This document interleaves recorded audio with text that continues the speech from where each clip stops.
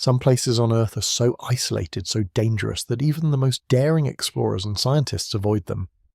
Imagine a place so cold, so deep, or so inhospitable that the very ground beneath your feet could swallow you whole. These are not mythic realms or fictional landscapes. They are real, grounded in science and history, and they remain out of our reach, forever. Take the Kola super-deep borehole in Russia, the deepest hole ever drilled into the Earth. Yet, even after decades of effort, we only scratch the surface. Beneath us, the planet's core is a locked vault, a place we will never visit, and a place that hides untold secrets. Or consider Lake Vostok, a hidden world beneath Antarctica's icy grip. Sealed off for millions of years, its waters remain untouched by human hands, its ecosystem a complete mystery. We know it is there, but we'll never truly know what lives in its depths. In the remote reaches of the planet, there are countless other places where human presence is not only forbidden, but outright impossible. Join us as we venture into these hidden corners of our world, spaces so elusive and dangerous that they defy exploration and demand our respect. But what's buried in these forgotten, unreachable places? What mysteries have remained hidden, waiting for us to discover them? Let's begin. About 5,150 to 6,371 kilometers beneath our feet, a super-hot sphere of mostly iron and nickel spins slowly inside Earth. Seismology indicates it's solid, about 1,220 kilometers wide, hotter than 5,000 degrees Celsius, and possibly rotating at a different rate than the mantle. No drill can reach anywhere near that depth, as pressures exceed 3.5 million atmospheres. We can only map it by listening to earthquake waves like distant sonar. Still, hints of layered textures suggest something even stranger at its core.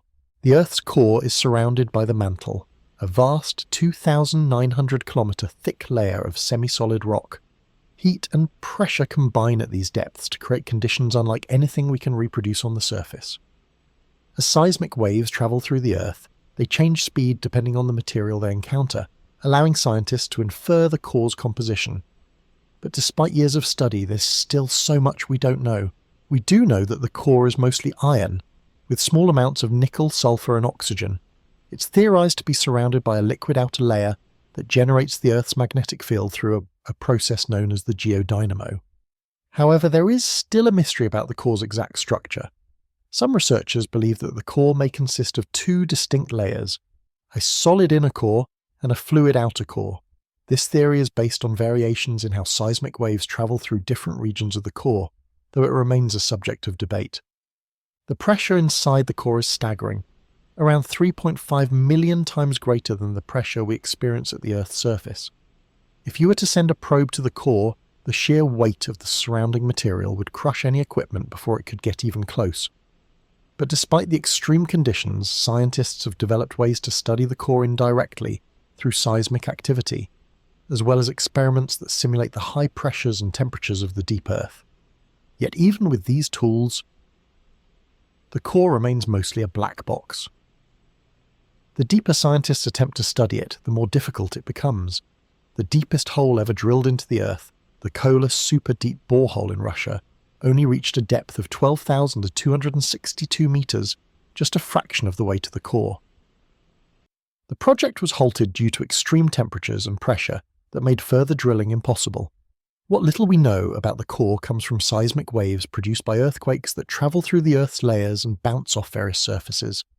These waves offer us a way to see into the core, but only in a vague, indirect manner.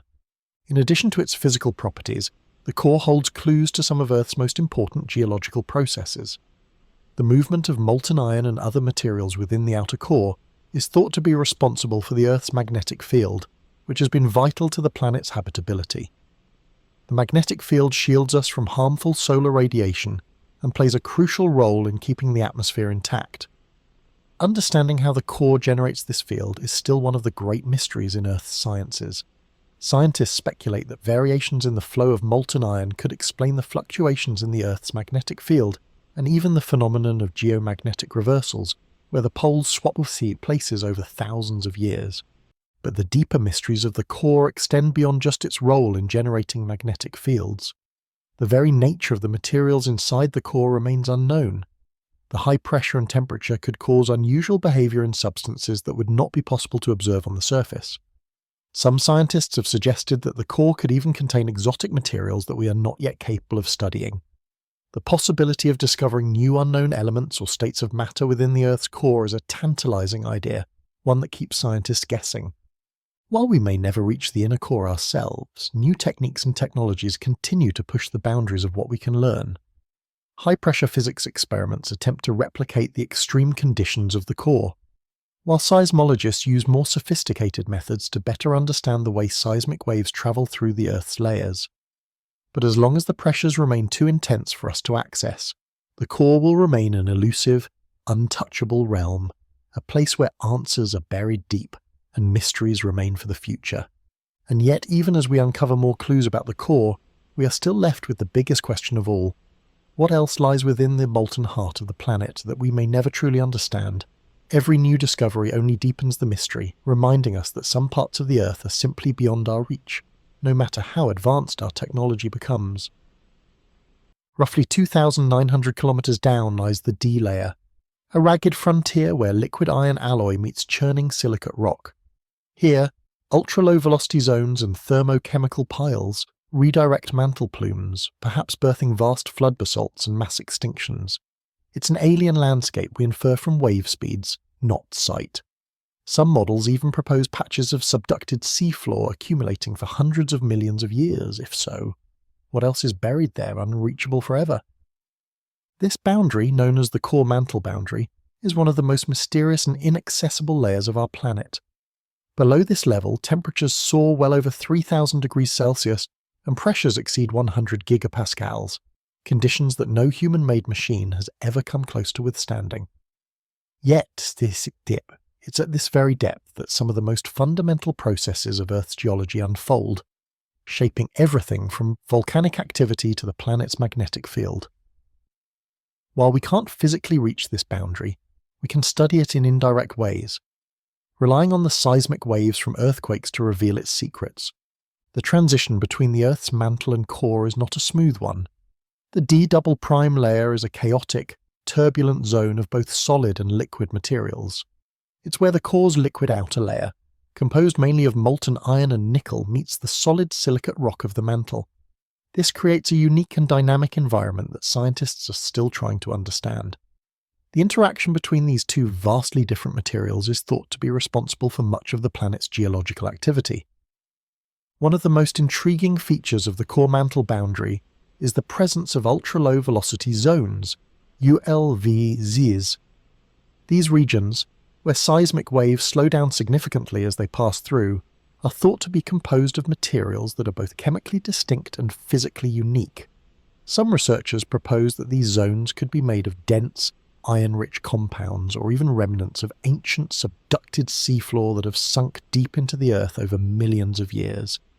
The exact nature of these materials remains a subject of debate, as the conditions in this part of the Earth are unlike anything we can replicate in a laboratory. In addition to the ultra-low velocity zones, there are thermochemical piles that further complicate our understanding of the boundary. These piles are thought to be large accumulations of heat and chemical material that affect the movement of mantle plumes, streams of molten rock that rise from deep within the Earth. Some scientists speculate that these piles could be responsible for triggering massive volcanic eruptions or even global extinctions, such as the flood basalts that have been linked to the most catastrophic events in Earth's history. Yet despite these discoveries, the core mantle boundary remains a largely unexplored realm. The deepest hole ever drilled into the Earth, the Kola Super Deep Borehole, only reached a mere 12 kilometers, barely scratching the surface of the mantle. Even with the most advanced seismic technologies, we still cannot observe what lies beneath this boundary with the clarity that we would like. Instead, we rely on the patterns of seismic waves that travel through the Earth, using these waves like a form of earthbound sonar to infer the properties of the materials deep within. What makes this boundary even more mysterious is the potential for ancient materials to be buried in this zone, materials that may have been present on Earth long before the continents took their modern shapes. Some scientists have suggested that the mantle's deepest layers could contain remnants of the planet's earliest geological history, locked away in places we can never reach. These materials, if they exist, could hold clues to the processes that shaped the Earth billions of years ago, perhaps offering insights into the origins of life itself. But it's not just ancient materials that could lie hidden beneath the core mantle boundary. The sheer size and depth of this zone suggest that it could harbour phenomena we haven't even conceived of yet. Could there be other unknown substances or energy forms in this extreme environment? If mantle plumes can produce supervolcanic eruptions, what else might they release that we're not yet able to detect? The unknowns are vast, and every discovery we make only adds more questions to the list. As much as we study the core mantle boundary, we remain just beyond its reach. Our knowledge of this boundary is confined to the indirect measurements of seismic waves, models, and calculations, but what truly lies in the depths of this boundary may forever remain a mystery, an inaccessible frontier that will always be beyond our grasp, just out of sight no matter how advanced our technology becomes. Yet the more we uncover, the more we realize that Earth's interior holds as much mystery as the outer reaches of space. And for now, we can only imagine what lies beneath that invisible, yet impenetrable barrier. Sealed beneath about 3.7 kilometers of ice for at least 14 million years, Lake Vostok stretches approximately 240 kilometers by 50 kilometers, with depths exceeding 500 meters. Sealed beneath about 3.7 kilometers of ice for at least 14 million years, Lake Vostok stretches approximately 240 kilometers by 50 kilometers, with depths exceeding 500 meters. Its water is super pure, pressurized, and isolated from sunlight. Any life there would be adapted to near-zero nutrients and oxygen. Sterile drilling protocols allow only tiny samples from refrozen accretion ice. The main water column remains untouched. What ecosystems wait beyond our ethical limit lines? Lake Vostok is one of the most enigmatic bodies of water on Earth. It's hidden deep under the Antarctic ice sheet, where temperatures plummet to nearly minus 90 degrees Celsius, and sunlight is all but non-existent. Yet despite these extreme conditions, Lake Vostok has remained a place of great scientific intrigue. For millions of years it has been isolated from the rest of the world, its waters remaining untouched by the outside environment. This isolation makes it a potential time capsule of ancient life, locked in a world that we can only dream of exploring. The lake is believed to have formed around 15 to 20 million years ago, as Antarctica shifted into the frozen desert it is today. Over time, ice built up on top of the lake, creating a barrier that protected the water from the frigid exterior world. This ice sheet acts as a lid, keeping the water beneath it in a state of suspended animation, untouched by the modern contaminants or atmospheric shifts. The water in Lake Vostok is thought to be super pure, with very low levels of dissolved minerals and gases, which further complicates our understanding of how life might survive in such an environment. In 2012, Russian scientists, under strict sterile drilling protocols, managed to extract tiny samples of accretion ice that had formed at the interface between the lake water and the overlying ice sheet. These samples yielded no life forms at the time, but the excitement of the discovery lay in what had not been touched, the water column beneath. No one has yet dared to drill directly into the lake itself due to the immense risks of contaminating what may be the most pristine ecosystem on Earth. What mysteries lie beyond the sterile, frozen interface, waiting in the black, pressurized depths of Lake Vostok? The question of life in Lake Vostok is both tantalizing and chilling. Could there be unique forms of life, adapted to the extreme conditions of deep, cold waters with no access to sunlight? In its isolation, the lake has been cut off from the rest of the planet's ecosystems for millions of years, meaning any organisms that do exist there would be radically different from anything we know. These creatures would have to survive without sunlight, relying instead on chemosynthesis, the process by which some organisms produce energy from chemicals rather than sunlight. The idea of life evolving in such a manner opens up questions about how life might exist in similar extreme environments elsewhere in the universe. The lack of sunlight and nutrients is a major challenge for any potential ecosystem in Lake Vostok. Without the energy provided by the sun, life would have to depend on the mineral-rich waters that seep into the lake from the surrounding ice sheet. These nutrients would likely be in limited supply, making survival a delicate balance. Oxygen would also be a rare commodity, with organisms possibly relying on anaerobic respiration to survive. How life might thrive in such a hostile environment is something that scientists can only speculate about, though the possibility of discovering entirely new forms of life remains one of the most exciting prospects. Despite the excitement, there is a growing awareness that the ethical considerations of drilling into the lake are just as complex as the scientific challenges. Any disturbance of the lake's waters could potentially contaminate this pristine ecosystem. The sample drilling done so far has been done with the utmost care, ensuring that no contamination occurs, but the question remains, what is the cost of exploration? As scientists inch closer to the lake's untouched waters, the tension between discovery and preservation grows. The excitement surrounding Lake Vostok's potential discoveries extends beyond just the biological. What could we learn about the Earth's history by studying this sealed environment?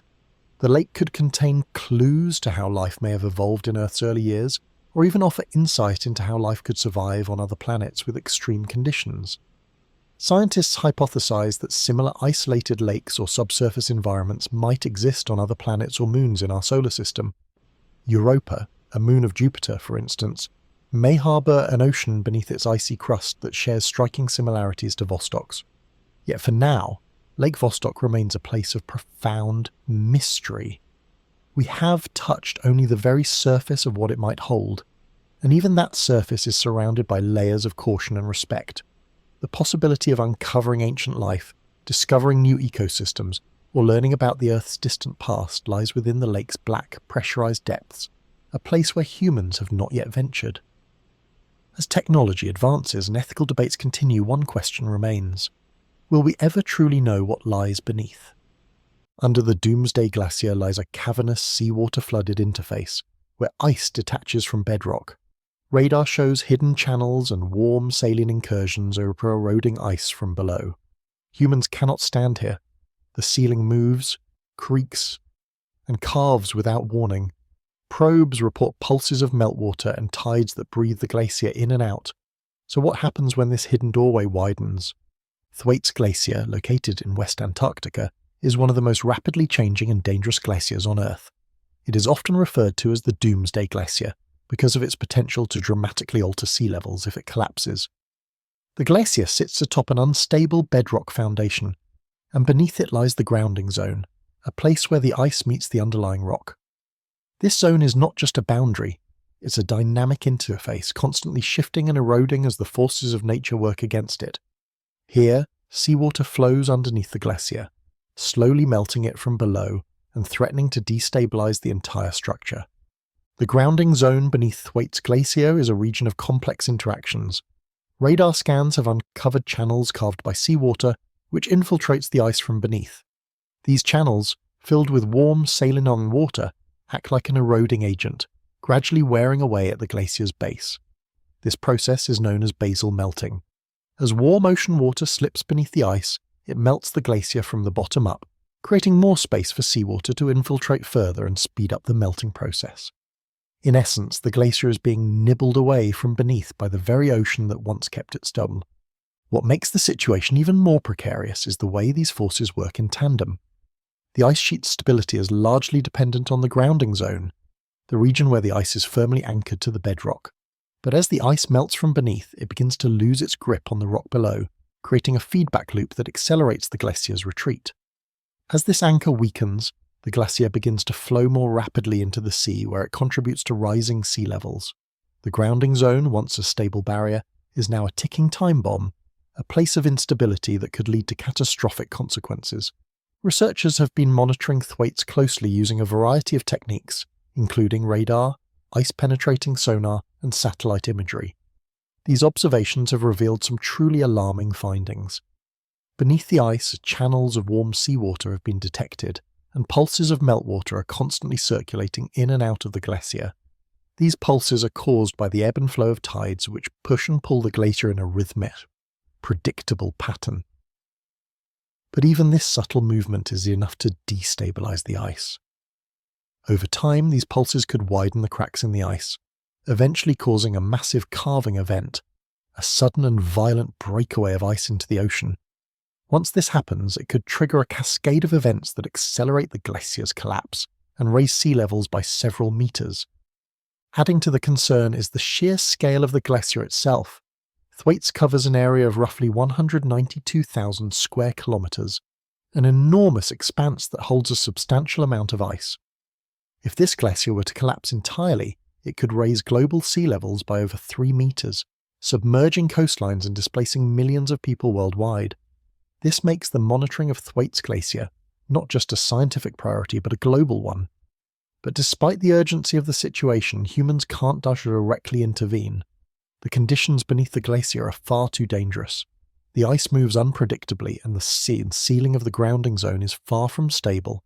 Cracks can form without warning and icebergs can calve, sending massive shockwaves through the area. Probes can only venture so far, and even those brave enough to enter the region must contend with treacherous conditions, risking the lives of anyone who dares to get too close. Still, scientists continue to study the glacier, attempting to understand the processes at play and how best to predict future events. New models suggest that the glacier's rapid retreat could trigger a cascading collapse, wherein the ice sheet's thinning accelerates until it is no longer able to hold its position.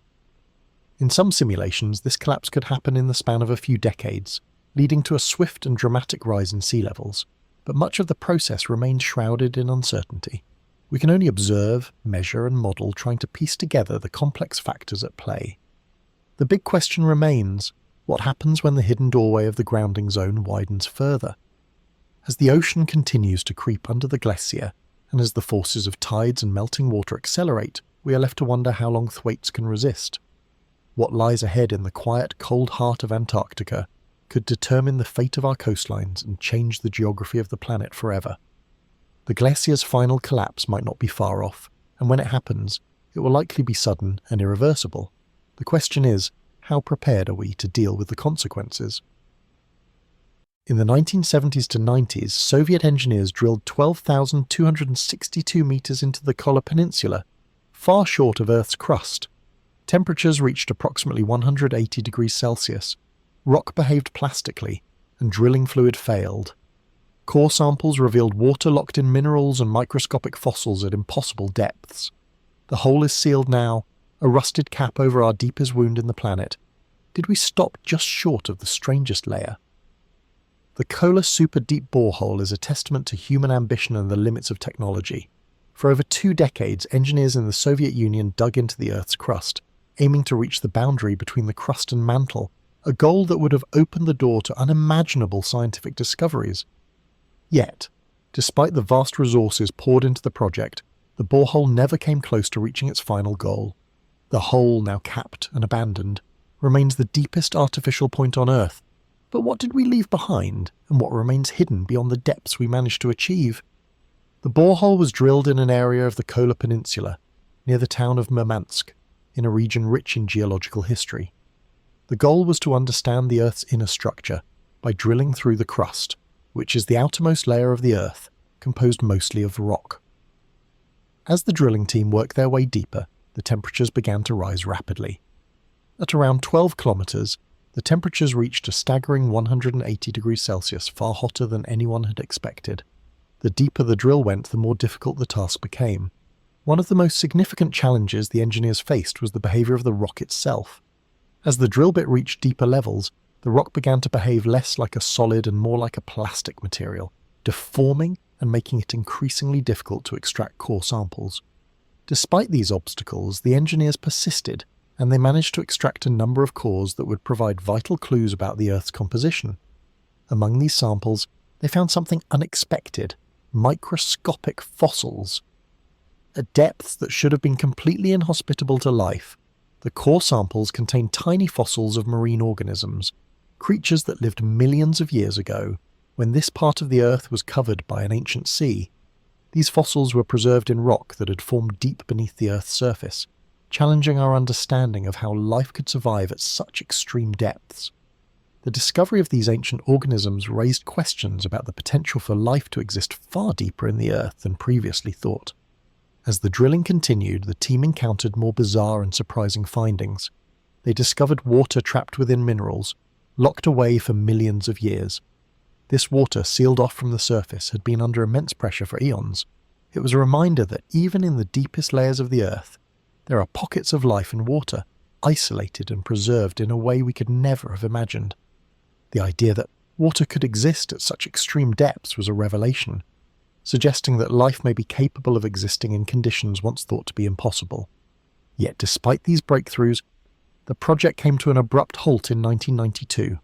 The engineers had reached the limit of what their technology could handle. The heat was unbearable, the rock too unstable, and the equipment was failing. The hole was sealed, and the Kola super-deep borehole became a monument to the limits of human exploration. Today it stands as a rusted cap over our deepest wound in the Earth, a place where we came closest to uncovering the hidden secrets of our planet, yet were ultimately forced to turn back. But what lies beneath? What strange, unknown layers exist in the depths we couldn't reach? The Kola super-deep borehole remains an open question in the world of geology.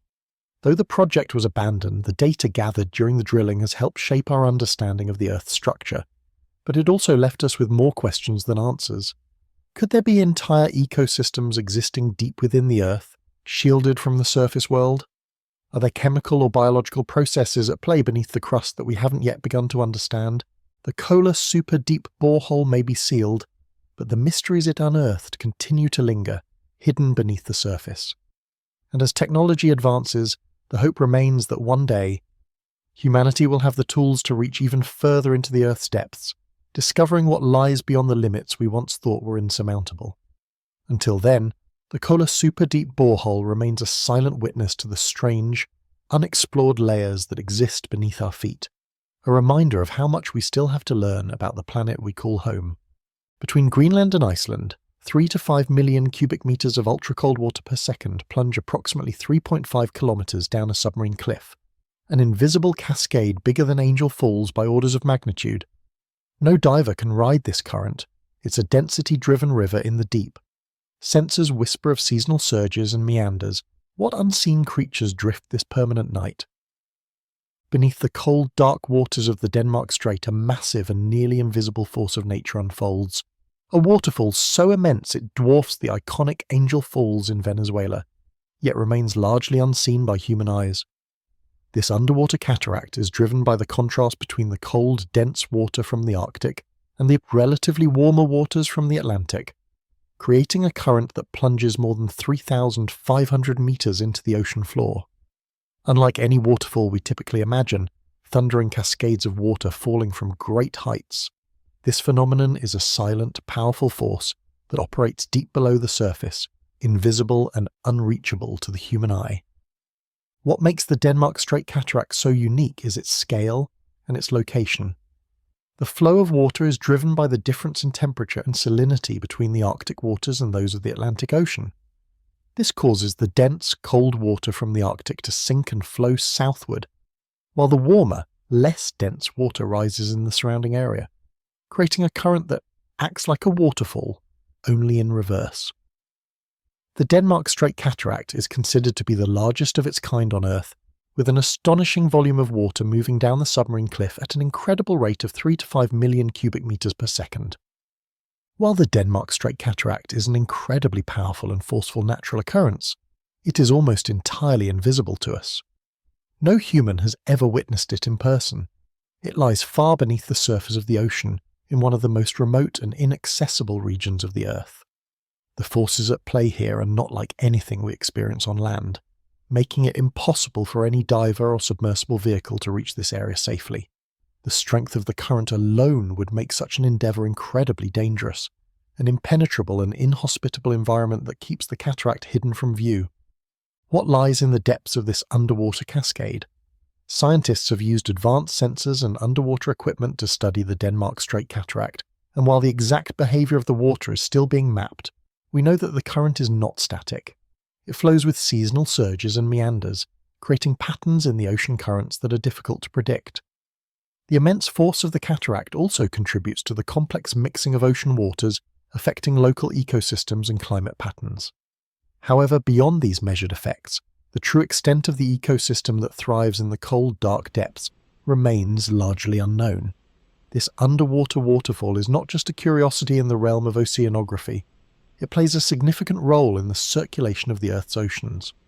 The currents driven by the cataract contribute to the global thermohaline circulation, a process that helps regulate the planet's climate by distributing heat around the world's oceans. The Denmark Strait Cataract is one of the key drivers of this circulation, a force of nature that helps balance the Earth's energy system. Yet despite its immense power, This cascade is as mysterious as it is hidden. One of the most fascinating aspects of the Denmark Strait Cataract is the possibility of life in its depths. As the cold, dense waters rush downward, they carry with them nutrients from the ocean floor, feeding the ecosystems in the deeper reaches of the current. Despite the lack of sunlight and the extreme conditions of this permanent night, life thrives in these waters. Deep-sea creatures such as plankton, fish, and other marine organisms have adapted to these hostile environments, using the flow of the cataract to bring them the nutrients they need to survive. Some creatures may even live their entire lives in the constant dark currents, never seeing the light of day. What kind of life has evolved to survive in this perpetual cascade? The true scale and complexity of the Denmark Strait Cataract remain beyond our understanding. Despite advances in ocean exploration and technology, the cataract's full impact on global ocean currents, local ecosystems, and climate patterns is still being studied. Each new discovery seems to raise more questions than answers, adding another layer to the mystery of this underwater phenomenon. And with the inability to reach it directly, the Denmark Strait Cataract remains a powerful reminder of how much of our planet remains hidden beneath the surface, out of sight and out of reach, yet holding an undeniable influence over the world above. So, while the Denmark Strait Cataract continues to flow, unseen and untouchable, we can only imagine what secrets lie in its depths, waiting for the day when we may finally uncover what has been hidden beneath the ocean surface for so long. At approximately 10,935 meters, pressures near 1,100 bar crushed steel and even titanium hulls groan. A handful of crude dives touch the trench floor, but the deeper sediments, meters beneath the ooze, remain beyond samplers. Tiny foraminifera shells and microplastics rain down from a world that will never set foot here. What chemical messages are archived in this abyssal library? The Challenger Deep, located in the Mariana Trench, is the deepest part of the world's oceans. It is an inhospitable, crushing world where conditions are far beyond anything we experience on land. At nearly 11 kilometers deep, the water pressure here is over 1,000 times greater than at sea level. A single cubic inch of matter is subjected to over 1,100 bar of pressure, a force so intense that it could crush even the toughest human-made materials. Steel and titanium hulls, once considered indestructible, buckle under this immense force, highlighting the dangers of exploring this uncharted abyss. Despite these extreme conditions, the Challenger Deep has been visited by a select few. The first crude dives were made by pioneering explorers like Don Walsh and Jacques Piccard in 1960 in the Bathyscaphe Trieste. Since then, there have been only a handful of successful dives to the trench floor, the most recent being made by filmmaker James Cameron in 2012. These brave expeditions gave us a glimpse into the world at the bottom of the ocean, but much of what lies in the Challenger Deep is still a mystery, specifically the sediments that blanket the trench floor. The sediment at the bottom of the trench is composed of a mixture of organic and inorganic matter that has slowly accumulated over millions of years. The floor of the Challenger Deep is covered in a thick, soft layer of ooze, composed mostly of tiny shells, plankton, and other microscopic particles that drift down from the surface world above. These tiny foraminifera shells, as well as organic matter from dead sea creatures, form the base layer of sediment at the bottom of the trench. As they sink, they become part of a slow-moving conveyor belt that eventually becomes part of the abyssal floor, creating a record of life above. The mystery lies in the deeper layers of sediment that remain untouched by humans. Despite advances in submersible technology, researchers have yet to fully reach and study the bottommost layers of this sediment. The immense pressure at these depths makes it impossible for traditional samplers to retrieve anything from the deepest trenches. In addition to the immense pressures, the dark, cold and unstable environment of the trench presents significant challenges to any equipment sent to explore it. With each dive, we inch closer to understanding what's hidden there, but the sediments remain largely out of reach. The sediments of the Challenger Deep are thought to be a kind of abyssal library, an archive of ancient oceanic history, chemical processes, and biological interactions. As plankton and other marine life sink to the ocean floor, they record the conditions of the surface waters above. This sedimentary record could hold invaluable information about the history of the Earth's climate, ocean currents, and the changing makeup of marine life over millions of years. What chemical signatures lie buried beneath the ooze, waiting to be uncovered? What stories of ancient seas, long since disappeared, are etched in these layers? Beyond the organic matter, the sediments of the Challenger Deep also contain a surprising amount of microplastics. These particles, which originate from human activity on the surface, have made their way into the deepest reaches of the ocean.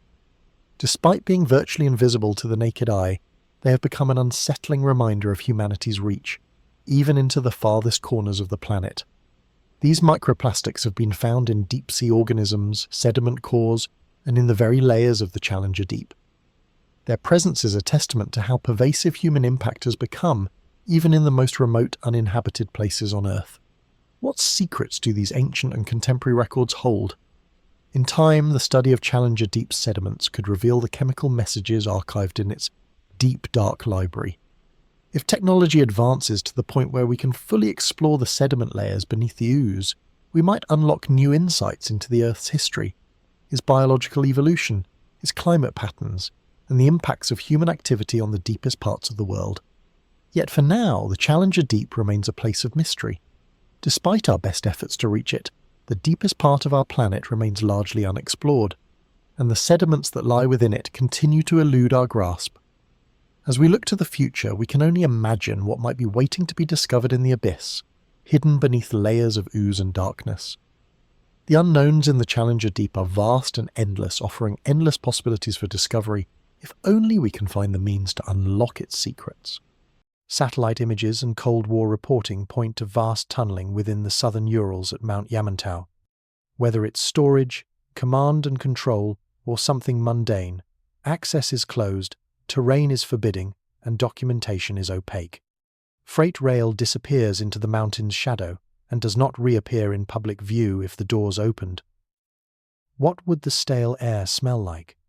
Mount Yamantau, located in the southern Ural Mountains of Russia, has long been a subject of speculation and mystery. The Soviet Union, and later the Russian government, has kept its secrets tightly locked, creating an aura of intrigue that stretches back decades. Satellite images reveal what appears to be a vast, underground complex hidden beneath the mountain's jagged ridges. Construction of this complex began during the Cold War, and its purpose has remained unclear to this day. Some sources suggest it is a storage facility, possibly for weapons or military equipment. Others speculate it serves as a command and control center for the Russian government in the event of a nuclear conflict. The surrounding terrain adds to the enigma of Yamantau Mountain. It is an inhospitable, remote region, difficult to access without extensive logistical preparation. The mountain is shielded by steep slopes, dense forests, and rugged terrain that make any kind of external observation or investigation challenging. Any attempts to gather information about the complex have been met with strict secrecy. Local officials refuse to acknowledge its existence, and any information about the site's purpose is vague or contradictory. What is known, however, is that freight rail lines disappear into the mountain, and some reports indicate that large quantities of supplies have been transported to the site over the years. Yet, no such cargo is ever seen emerging. The secrecy surrounding the facility has prompted countless theories, ranging from government survival shelters to strategic military installations, possibly designed to protect Russian leadership in the event of a global crisis. If the doors to this hidden complex were ever to open, what would we find inside? Would we be met with cold, stale air, the remnants of long-forgotten plans, or a fully operational facility ready to spring into action? The Russian government's refusal to allow any international inspections or investigations into Mount Yamantau only deepens the mystery. With limited information available, we are left to imagine the scale of what lies within. Could it be that the complex serves a mundane purpose? Or is it something far more significant, something that could change the course of history if ever activated? Yamantau Mountain remains a living testament to the secrets of the Cold War and the hidden military infrastructure of modern Russia. Carved into Blue Ridge granite, Mount Weather is a continuity of government complex with blast doors, independent power, and deep tunnels. Tourists won't see its command rooms or emergency dormitories. Even maps go vague around its perimeter. Fiber trunks vanish into hillside manholes, what signals hum beneath the Appalachian roots. Mount Weather, located in the Appalachian Mountains of Virginia, serves as one of the United States' most secretive and strategically important facilities. Known officially as the Mount Weather Emergency Operations Center, MWEOC, it was originally built in the 1952nd as a continuity of government site during the Cold War. Its purpose is simple yet vital: to provide shelter, communication, and command control for U.S. government officials in the event of a catastrophic emergency, such as a nuclear attack or natural disaster. The idea is that, should Washington, D.C. become uninhabitable, the government can continue to function from this secretive, self-sustaining location, built deep into the mountainside. Mount Weather is equipped with everything needed for long-term survival. The facility includes fortified blast doors, independent power sources, and a network of deep tunnels designed to withstand the force of a nuclear strike. The entire facility is shielded by miles of rock, which serves as protection from both man-made and natural disasters. The center is equipped with everything from command rooms to emergency dormitories for officials and staff, all of which remain hidden from public view. Even the maps surrounding the facility are vague, intentionally obfuscating the facility's location and purpose. The complex is a world unto itself. Fiber optic cables and communication trunks vanish into manholes on the mountain's surface, carrying signals that hum with the constant need for readiness. It is a place where the gears of government can continue to turn in the aftermath of unimaginable disaster. Yet, despite its strategic importance, Mount Weather remains shrouded in secrecy. No public tours are allowed, and very few people are permitted to know the full extent of its operations. What exactly goes on behind the closed doors of Mount Weather? What strategies are being devised within its command rooms, hidden from the world? While most Americans go about their lives, oblivious to the ongoing preparations for worst-case scenarios, Mount Weather sits quietly, a silent sentinel guarding the continuity of the nation's government.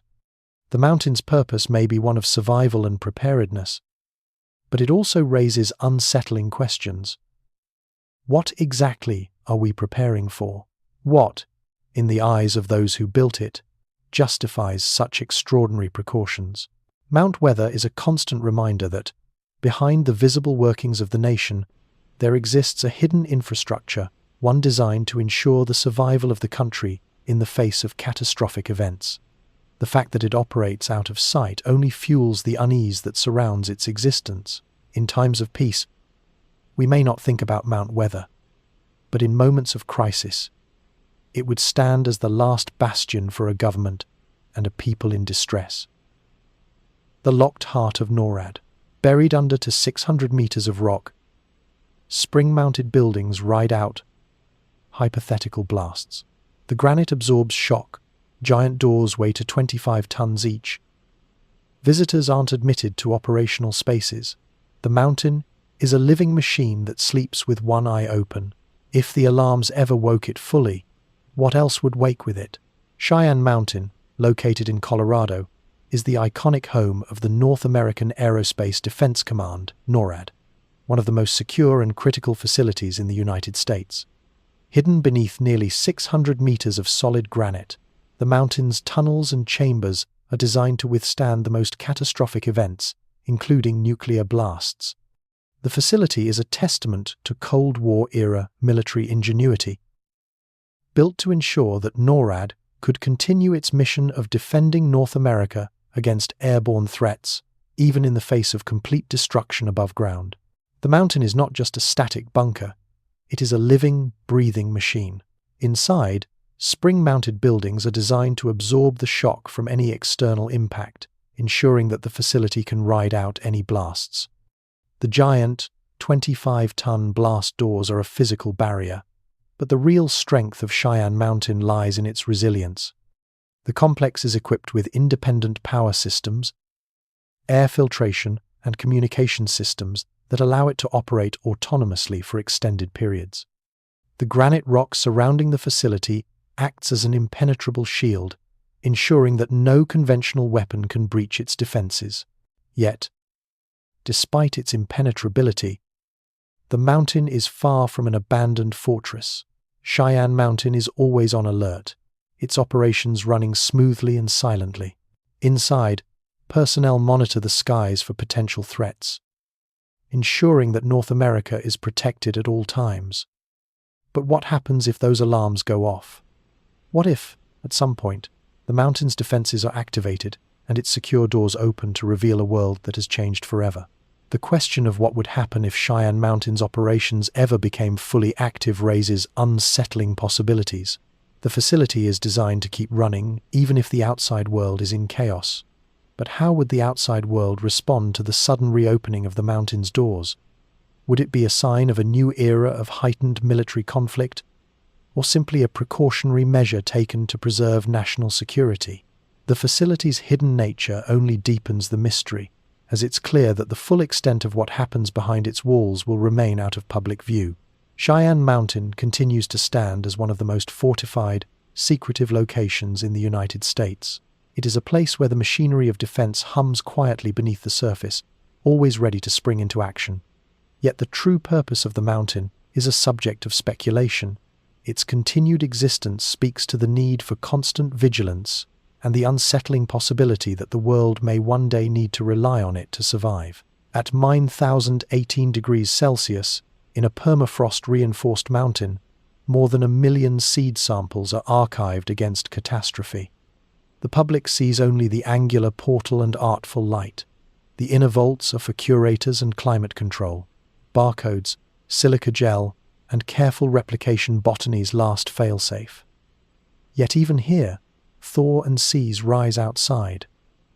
How long can a refrigerator outlast a planet? Nestled deep within the Arctic Circle, on the Svalbard archipelago between mainland Norway and the North Pole, lies one of humanity's most vital and secretive assets, the Svalbard Global Seed Vault, commonly referred to as the Doomsday Vault. Its purpose is deceptively simple: to preserve the genetic diversity of the world's food crops against potential global catastrophes. Whether due to war, natural disaster, climate change, or human error, the seed vault is designed to be an emergency backup, ensuring that vital plant species can be regrown if ever lost. It is, in essence, a safeguard for the future of food on Earth. The location of the vault was chosen for its isolation, its cold temperatures, and the natural protection offered by the surrounding permafrost. Carved into the side of a mountain, the facility sits 130 meters above sea level, and its entrance is designed to blend into the rugged terrain, with a stark and angular structure.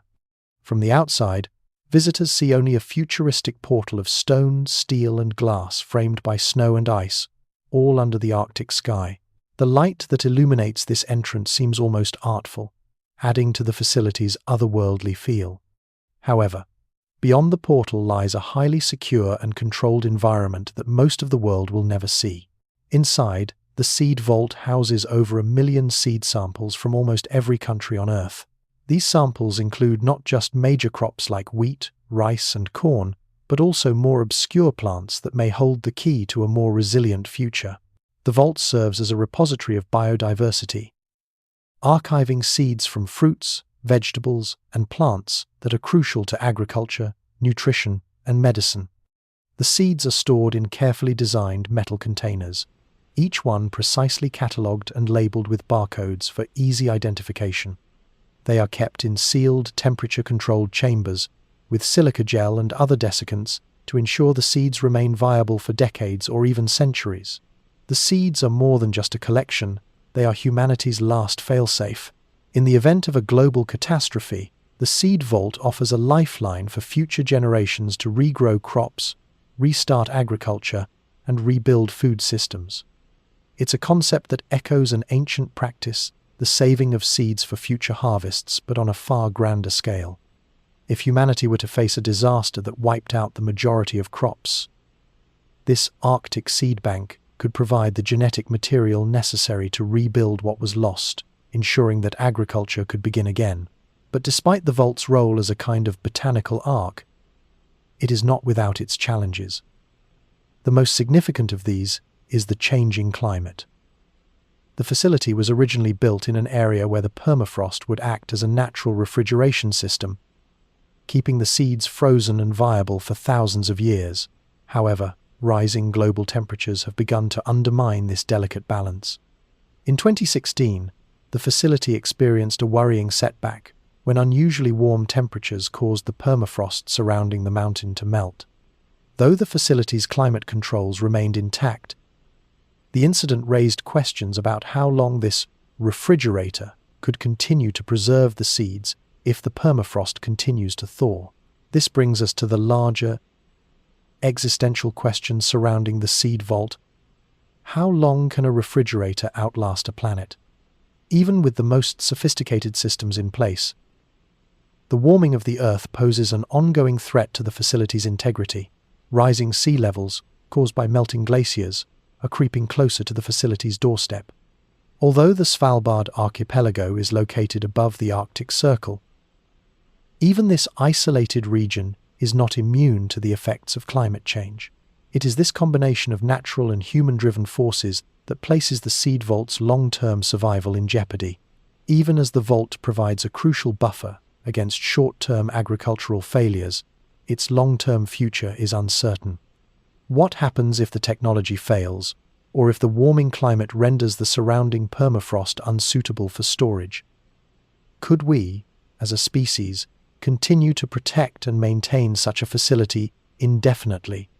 Or will the vault become yet another monument to a planet that has outlasted its inhabitants' capacity for preservation? For now, the Svalbard Global Seed Vault remains one of the most secure places on Earth, a final sanctuary for life on our planet. But as the forces of nature continue to push at the edges of human infrastructure, the seed vault's promise may become both a triumph and a reminder of humanity's fragile place in the larger cycle of life.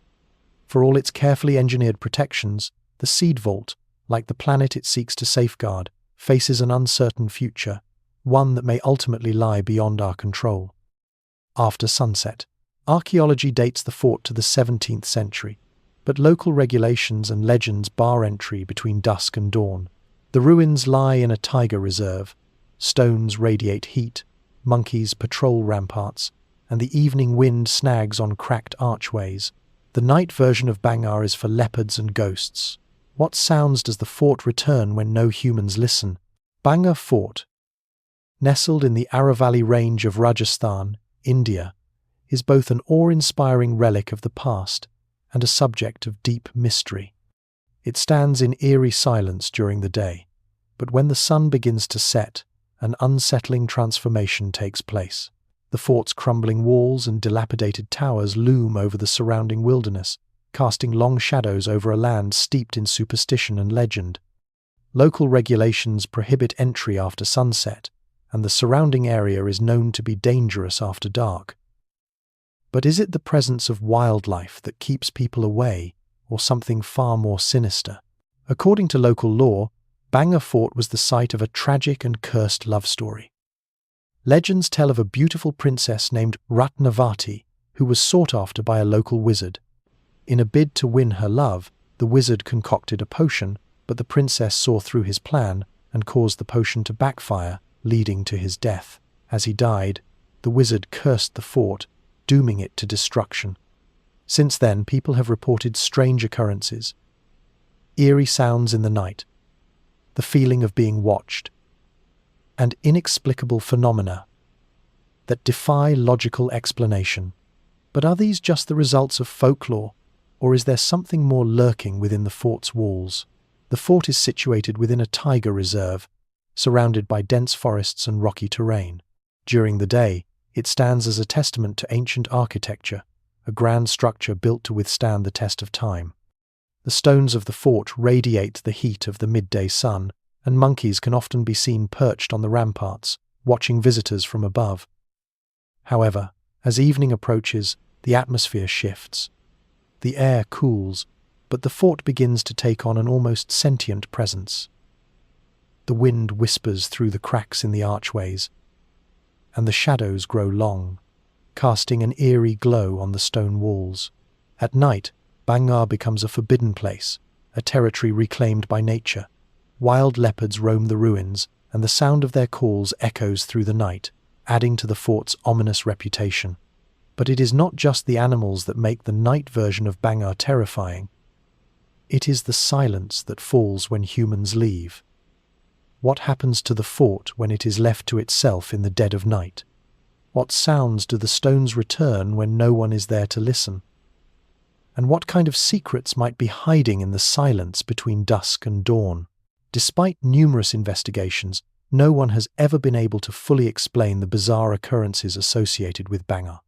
While scientific explanations often point to the fort's location in a seismic zone, causing unusual sounds due to shifting rocks or underground movements, there remains a deep uncertainty. The fort stands as a reminder of the inexplicable, a place where history, legend, and nature collide. Bangor's true nature may never be fully understood. And for now, it remains a place where the past whispers its secrets to those brave enough to listen. Estimates of 4,000 golden lanceheads on a scrubby 43-hectare island. Landings are restricted to researchers and navy. The snake's potent hemotoxin evolved for birds. The lighthouse is long automated. At low tide, slick rocks gleam like teeth if a human slips here. The understory moves. Ilha da Queimada Grande, also known as Snake Island, is a forbidden realm off the coast of Brazil, home to one of the most dangerous and unique ecosystems in the world. Spanning just 43 hectares, this small, isolated island has earned its sinister reputation because it is overrun by thousands of golden lancehead pit vipers, Bothrops insularis, one of the deadliest snakes on Earth. With an estimated 2,000 to 4,000 of these venomous creatures, the island is considered uninhabitable for humans, and it is strictly off-limits to anyone other than a select group of researchers and military personnel. The golden lancehead's venom is potent, with a hemotoxin that causes severe tissue damage and can lead to organ failure. The snakes have evolved this powerful venom specifically to prey on migratory birds that rest on the island. The island's thick, treacherous vegetation and jagged cliffs provide the perfect environment for the snakes to hunt, and their venom has adapted over time to maximize its efficiency in incapacitating birds.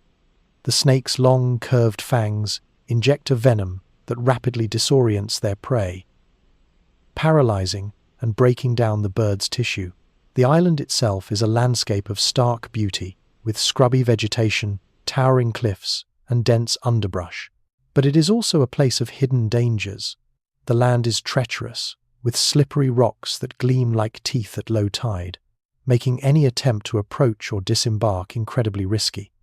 The presence of the snakes, combined with the island's rocky terrain, creates a perfect storm of danger. Even if you manage to navigate the rocks, the dense undergrowth is filled with the possibility of an encounter with one of the island's many golden lanceheads, whose venomous strike is swift and often lethal. For centuries, Ilha da Queimada Grande has been left untouched by human hands, allowing the snake population to thrive without interference. The Brazilian government has made it illegal for civilians to visit the island, understanding the immense risk involved.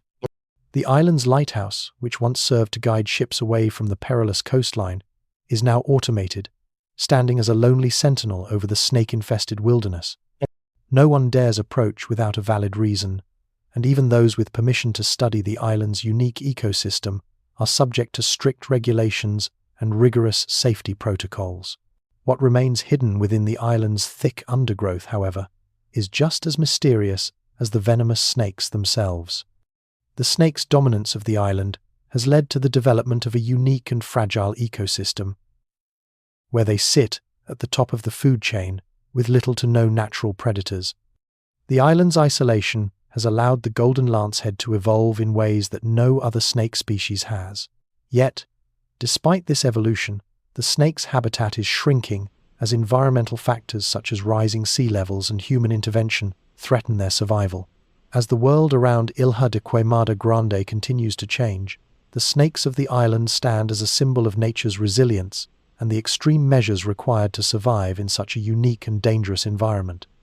The island remains a place of death for anyone who dares to land without the proper precautions, yet it is also a sanctuary for the golden lancehead pit viper, a species that exists nowhere else on Earth.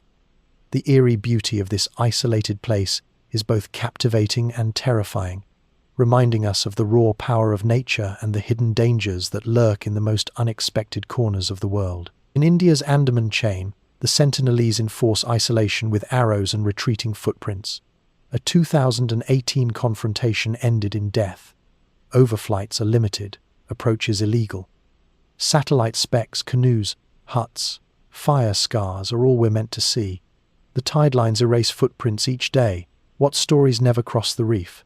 Tucked away in the heart of the Andaman Islands, in the Bay of Bengal, lies North Sentinel Island, a place of profound mystery and strict isolation. The island is home to the Sentinelese, one of the last remaining uncontacted tribes in the world, cut off from the outside for thousands of years. The Sentinelese have maintained their way of life with little to no outside influence. This has allowed them to preserve their ancient customs, but also made them one of the most enigmatic and fiercely protected communities on Earth. The Indian government has long recognized the need to protect both the Sentinelese people and their isolation, implementing strict laws prohibiting any form of contact with them. Access to North Sentinel Island is illegal, and boats are forbidden from approaching within 3 miles of its shores. Despite these regulations, the island remains a subject of fascination for anthropologists, explorers, and the curious, all of whom are barred from learning the island's secrets firsthand. What we know about the Sentinelese comes from limited overflights and occasional glimpses of the island through satellite imagery, offering only a faint outline of their existence. From the sky, the island looks like a dense patch of green, surrounded by turquoise waters, with no visible roads or structures to mark it as a place of habitation.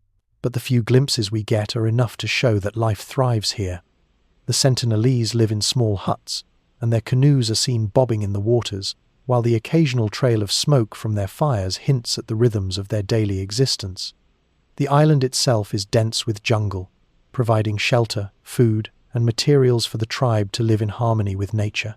Yet despite all we know about the geography and ecosystem, the Sentinelese remain a mystery.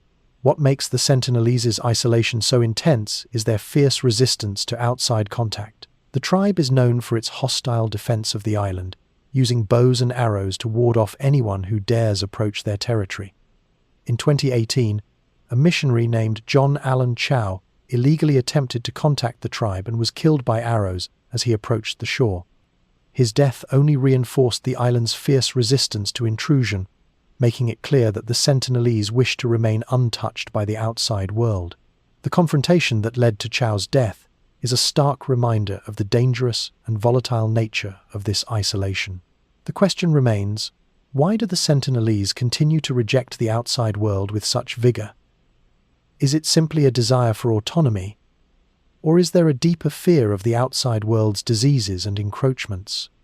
What stories, histories, and customs have been passed down for generations, remaining hidden in the forest that refuses entry to outsiders? The tides erase footprints in the sand, leaving no trace of the visitors who dared to approach. What, then, do the Sentinelese themselves think of the world beyond their shores? What knowledge or wisdom have they cultivated in their millennia of isolation? Perhaps it is the ultimate irony of human history that we can study everything in the world, but there will always be places like North Sentinel Island untouched and unknowable, guarding their secrets against the tide of time and curiosity. In this living isolation, the tribe will continue their existence, protected by their own laws and the impenetrable nature of their home. And while we may never fully understand them, the Sentinelese serve as a stark reminder of how, in some corners of the earth, the past continues to live on undisturbed. To 1.7 billion years ago, uranium-rich sandstone and groundwater formed self-sustaining fission zones. Scientists confirmed depleted U-235 ratios and neodymium isotopes as proof. The fossil reactors are sealed and studied. Nobody walks the ancient control room of rock. What did these stone machines teach us about waste and timescales we can't visit? Deep within the heart of Oklo, Gabon, lies an extraordinary geological phenomenon, a natural nuclear reactor that existed 7 billion years ago, long before humanity ever conceived of the power of nuclear energy.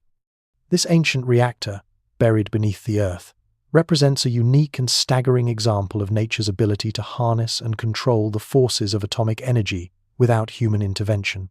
In 1972, French scientists stumbled upon the discovery of this natural reactor while investigating a uranium mine in Gabon. They found that certain concentrations of uranium in the sandstone had undergone a fission process, much like the reactors we use today to produce energy. However, the key difference was that this process had occurred long before humans existed. What the scientists uncovered was a phenomenon that had been self-sustaining for hundreds of thousands of years, long before modern science even had the technology to produce a controlled nuclear reaction. The Oklo reactor, as it is now known, was formed when natural uranium deposits mixed with groundwater, creating a reaction that was essentially the same as a modern nuclear power plant, but occurring entirely naturally. Over millions of years, the uranium in the region underwent fission, producing energy and heat. The conditions were just right. Low concentrations of uranium-2, 3, 5, a rare isotope required for fission to occur, combined with the proper amount of water to moderate the reaction. The result was a self-regulating, sustainable nuclear reaction that persisted for hundreds of thousands of years before the uranium resources were exhausted. Scientists have been fascinated by the Oklo discovery because it offers clues about how natural nuclear reactions can occur and how long they can sustain themselves. What's even more remarkable is the fact that this process didn't result in the catastrophic releases of radiation that modern reactors might produce. Instead, the natural reactor operated in a delicate balance, producing heat and energy without the dangerous byproducts we associate with modern nuclear fission. The implications of Oklo's natural reactor are vast. The existence of these ancient nuclear reactors raises questions about the nature of waste and energy management over time. The uranium deposits at Oklo didn't just naturally produce energy, they also left behind a geological signature of what can happen when fission occurs in nature. Studying these ancient reactors offers scientists insights into how radioactive materials behave over geological timescales and how such systems could potentially operate in future scenarios where humans might one day be able to replicate these natural processes to produce energy sustainably. Perhaps the most intriguing aspect of the Oklo reactors is their longevity. The uranium deposits in Oklo were able to self-regulate over vast periods of time, far beyond the short-term lifespan of a human-made reactor. The reactors didn't just produce energy, they also left a legacy of radioactivity that can still be studied today. Understanding how these reactors were able to maintain stability and safety for such long periods without human intervention opens a new window into the nature of radioactive decay, geological processes, and sustainability. However, while Oklo may be a natural marvel, it also serves as a cautionary tale. The radioactive waste left behind by these ancient reactors remains trapped in the rock, where it has decayed over billions of years. What does this tell us about the future of nuclear energy and waste management? What happens when the control rooms of rock, the natural reactors, eventually run out of fuel and the waste remains? The Oklo reactors are a reminder of the long, slow passage of time and the dangers and lessons hidden in the Earth's deep history. These fossil reactors teach us not only about energy but also about the persistence of time and the forces of nature that shape our world. What can we learn from these ancient natural systems that might help us manage our own technology and waste in the future? And what stories do these ancient reactors have to tell about the long arc of life and death on Earth? Mexico's pit opens to 370 meters to a free-fall pitch that swallows light. Mist condenses on ropes and turns footsteps to risk. The guano gases can displace oxygen. Cave lips break without warning. Even expert base jumpers can't touch the lower chambers on foot what lives past the twilight cone. Deep in the Sierra Gorda Mountains of Mexico lies one of the world's most awe-inspiring and dangerous natural formations, the Cave of Swallows, or Sótano de las Golondrinas. This massive vertical shaft drops a staggering 370 meters into the earth, making it one of the deepest known pits in the world. Unlike most caves, which extend horizontally into the rock, the Cave of Swallows plunges straight down, forming a colossal, dark abyss that seems to devour light itself. At its mouth, the air is cool and dry, but as you descend into its depths, the conditions shift dramatically. Mist condenses on ropes, and the air grows thicker, heavier at the bottom. The atmosphere can feel like a different world altogether. The sheer scale of the cave is overwhelming. To stand at the rim is to look down into an almost unfathomable darkness, where light barely penetrates the void. Even expert spelunkers and base jumpers approach this cave with extreme caution, aware that one misstep could be fatal. The descent into the cave's black shaft is not for the faint-hearted. While some dare to leap from the top, jumping with nothing but a parachute and a tether to catch them, others choose to rappel down the steep walls, carefully navigating the rope as they descend deeper into the cold, humid air. But it's not just the vertical drop that makes the Cave of Swallows dangerous. As you descend, the oxygen levels begin to fluctuate. Guano, the dried excrement of the millions of birds that call the cave home, releases gases that can displace oxygen, making it easy for an unwary traveler to lose consciousness or become disoriented. The air grows heavier, and the walls become slick with condensation, adding a layer of risk to every step. The most notable residents of the Cave of Swallows are the countless swallows, which migrate into the cave by the thousands each evening, creating a stunning spectacle as they swoop and dive in search of food. However, the cave is also home to other, less visible creatures. The deep, unlit spaces of the cave are home to species of insects, bats, and other creatures adapted to life in total darkness. These life forms have evolved in isolation, relying on the organic material that drips from above for sustenance. But what else lurks in the cave's deepest reaches, beyond the twilight cone of sunlight that marks the edge of human exploration? Despite decades of exploration, there is still much about the Cave of Swallows that remains unknown. What creatures may live further down, in the pitch-black depths where human presence is too risky to maintain for long periods? What kinds of minerals or life forms have evolved in the permanent darkness, hidden from the outside world for millennia? And perhaps most intriguingly, what geological secrets lie buried beneath the cave floor, waiting for a future that may never arrive? The Cave of Swallows is not just a natural wonder. It's a reminder of how little we truly know about the Earth's hidden realms. While millions of birds have made the cave their home, it's the silence of the lower chambers that haunts the imagination. If you could stand there, listening only to the soft drip of water and the distant flutter of wings, what would you feel? Could you hear the whispers of ancient forces, the cave's memory recorded in stone and shadow? Until 2021, a convecting lake of 1,200 degrees Celsius, basalt writhed to 600 meters across, in the DRC's Nyiragongo. The crater is steep, fractured, and collapses without warning. Gas spikes and lava benches fall like rotten bread crusts. Rangers watch from safer rims now what patterns hide in the lake's memory scars. Mount Nyiragongo, located in the Democratic Republic of Congo, is one of the most active and dangerous volcanoes in the world.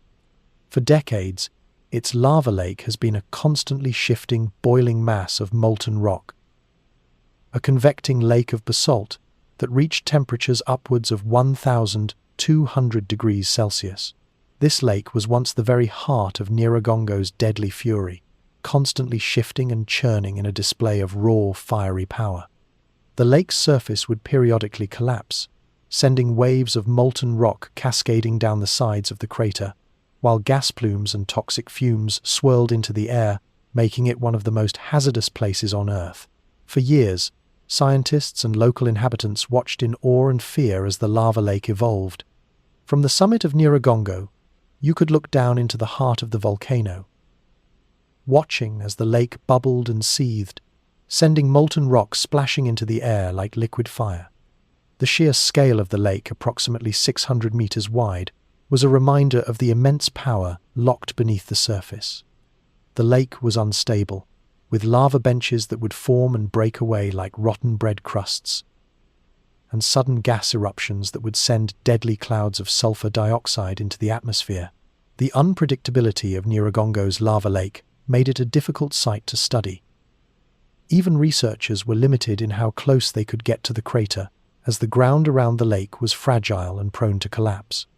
The lava itself could shift and flow without warning, threatening anyone standing near the rim. In 2021, however, the lava lake was finally extinguished by a massive eruption, which caused the lake to drain away and triggered a series of devastating eruptions that affected nearby villages. The eruption resulted in the death of dozens of people and left many more displaced as lava flows and gas emissions tore through the surrounding landscape. Now, with the lava lake dormant, Nyiragongo still poses a threat. The volcano is steep, fractured, and prone to sudden collapses, with gas emissions and seismic activity still frequent. The remnants of the lava lake lie in the depths of the crater, a testament to the immense forces that have shaped the landscape. What was once a source of fascination for scientists and tourists alike has become a dangerous reminder of the volatility of Earth's geology. Despite the lake's disappearance, the scars left by the lava remain etched in the mountain's memory, like ancient markings on the surface of a living beast. Nyiragongo's former lava lake still holds secrets that have yet to be uncovered. What patterns can we glean from the way the lava flowed and shifted, and what can this tell us about the inner workings of volcanoes? As the volcano continues to smolder, scientists are left to ponder the complex forces that caused the lava lake to disappear. Was it the result of the eruption, or is it merely a temporary reprieve in the volcano's ongoing cycle of activity?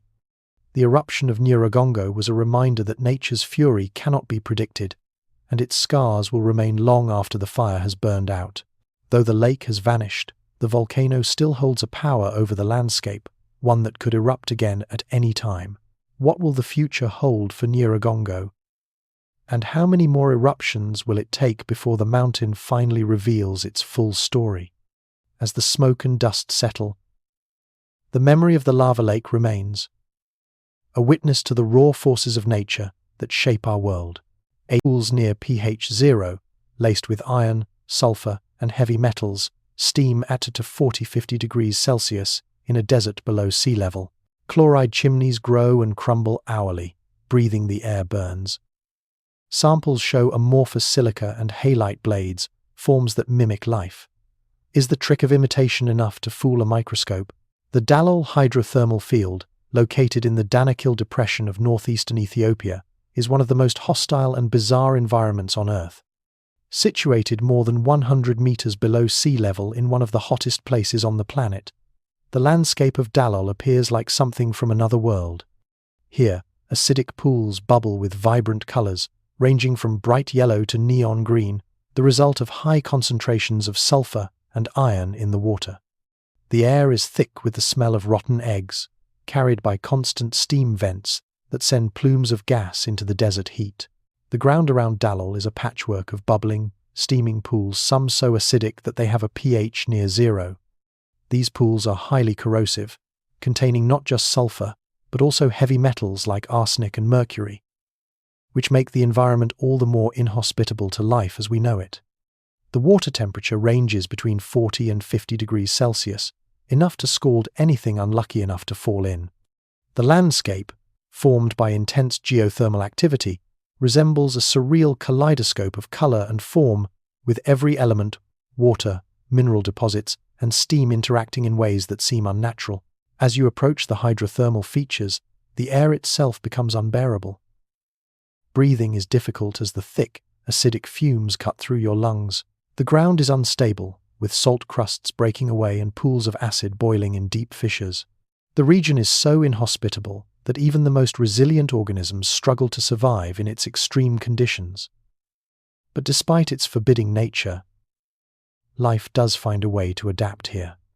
Microbial life thrives in the highly acidic waters, with extremophiles, organisms that can survive in extreme environments flourishing where other forms of life would perish.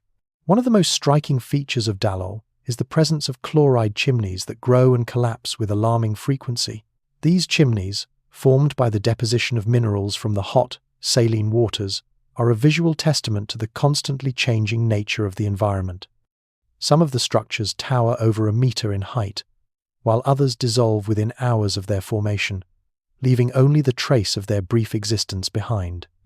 The rate at which these formations grow and erode is so fast that Dalal's landscape is in a constant state of flux, a place where time itself seems to move faster than the world outside. Samples taken from the pools have revealed fascinating mineral structures, amorphous silica and halite blades, formations that mimic the shapes and structures of biological life. These shapes, while inorganic, resemble the kind of structures we associate with living organisms, an illusion that leads some scientists to wonder if, in some ways, these minerals may be mimicking life itself. Is it possible that Dalal's extreme conditions have created a kind of mineral life that's neither truly living nor truly dead? It's a question that has sparked debate among researchers who are eager to understand how life might evolve in such a hostile environment. Despite its stark and deadly appearance, Dalal offers valuable insights into the processes of life and death on Earth. Scientists study this region not only to learn more about extremophiles and the limits of life, but also to gain a deeper understanding of how life might exist elsewhere in the universe. If life can survive in such an inhospitable place as Dalal, might there be similar organisms thriving on distant planets, in environments we consider impossible? The very fact that life persists here, in such extreme conditions, raises profound questions about the nature of existence and the potential for life to adapt to environments beyond our wildest imaginations. The Moho lies to 7-10 kilometers below ocean crust and to 30-50 kilometers under continents. Drills fizz out long before. Seismic reflections sketch a world of faster waves and denser rock. Supercritical water may move metals here like invisible rivers. If we could stand on the Moho, what weather would stone have? Deep beneath the Earth's surface lies the Mohorovičić discontinuity, or the Moho, a boundary that separates the Earth's crust from the mantle. This boundary, located about 7 to 10 kilometers beneath the ocean crust and 30 to 50 kilometers below the continents, represents one of the most significant unknowns in geology. Despite being only a few dozen kilometers below our feet, the Moho is a place that humans have never directly reached, and with current technology, we may never be able to. The pressures, temperatures, and composition of the materials in this region make it nearly impossible to drill through, and even seismic waves, our only means of studying the area, can only provide a limited glimpse into what lies beyond. The Moho is often thought of as a relatively simple boundary, a shift from the relatively light, silicon-rich rocks of the Earth's crust to the denser, iron-rich rocks of the mantle. But the reality is far more complex.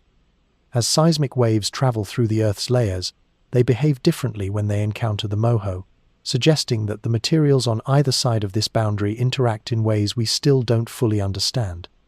The Moho represents a transition zone where the Earth's lithosphere, the rigid outer shell of the planet, gives way to the more fluid and dynamic asthenosphere beneath it. This boundary is not static. It is constantly influenced by the convective currents of the mantle and the stresses exerted by tectonic activity. What makes the Moho particularly intriguing is the role that supercritical water may play in the movement of metals and minerals at these depths. Supercritical water, a state of water that occurs at extreme pressures and temperatures, is thought to exist in the mantle, acting as a kind of river that moves metals and other elements in a way that is not fully understood. This water is capable of dissolving and transporting materials deep within the Earth's interior, perhaps even contributing to the formation of new minerals and chemical structures. In this way, the Moho may be a dynamic zone where elements and compounds are constantly being exchanged and recycled within the Earth's crust and mantle.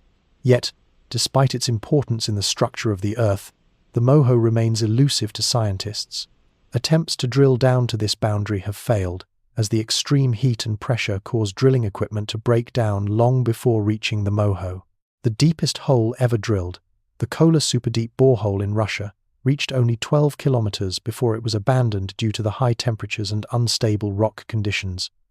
This leaves us with only seismic data and theoretical models to help us understand what happens at the Moho and how it influences the behavior of the Earth's crust and mantle. If we could somehow stand on the Moho, what would we see? What would it be like to stand on the boundary between two of the Earth's most fundamental layers, where the forces of convection, pressure, and temperature combine to shape the planet's geology. What kind of weather would stone have in a place where molten rock and solid minerals coexist? The Moho remains one of Earth's greatest mysteries, a boundary that marks the limits of our understanding and the challenges we face in exploring the depths of our planet. It is a reminder that despite all of our technological advancements, there are still places on Earth that are beyond our reach, and places that may hold the key to understanding the forces that shape our world. Airborne radar mapped at a 750 kilometers canyon hidden beneath the ice sheet, guiding subglacial rivers north to Petermann Fjord. The ceiling is moving ice, the floor is frozen time. Melt pulses drum through summers what happens when this old river finds daylight.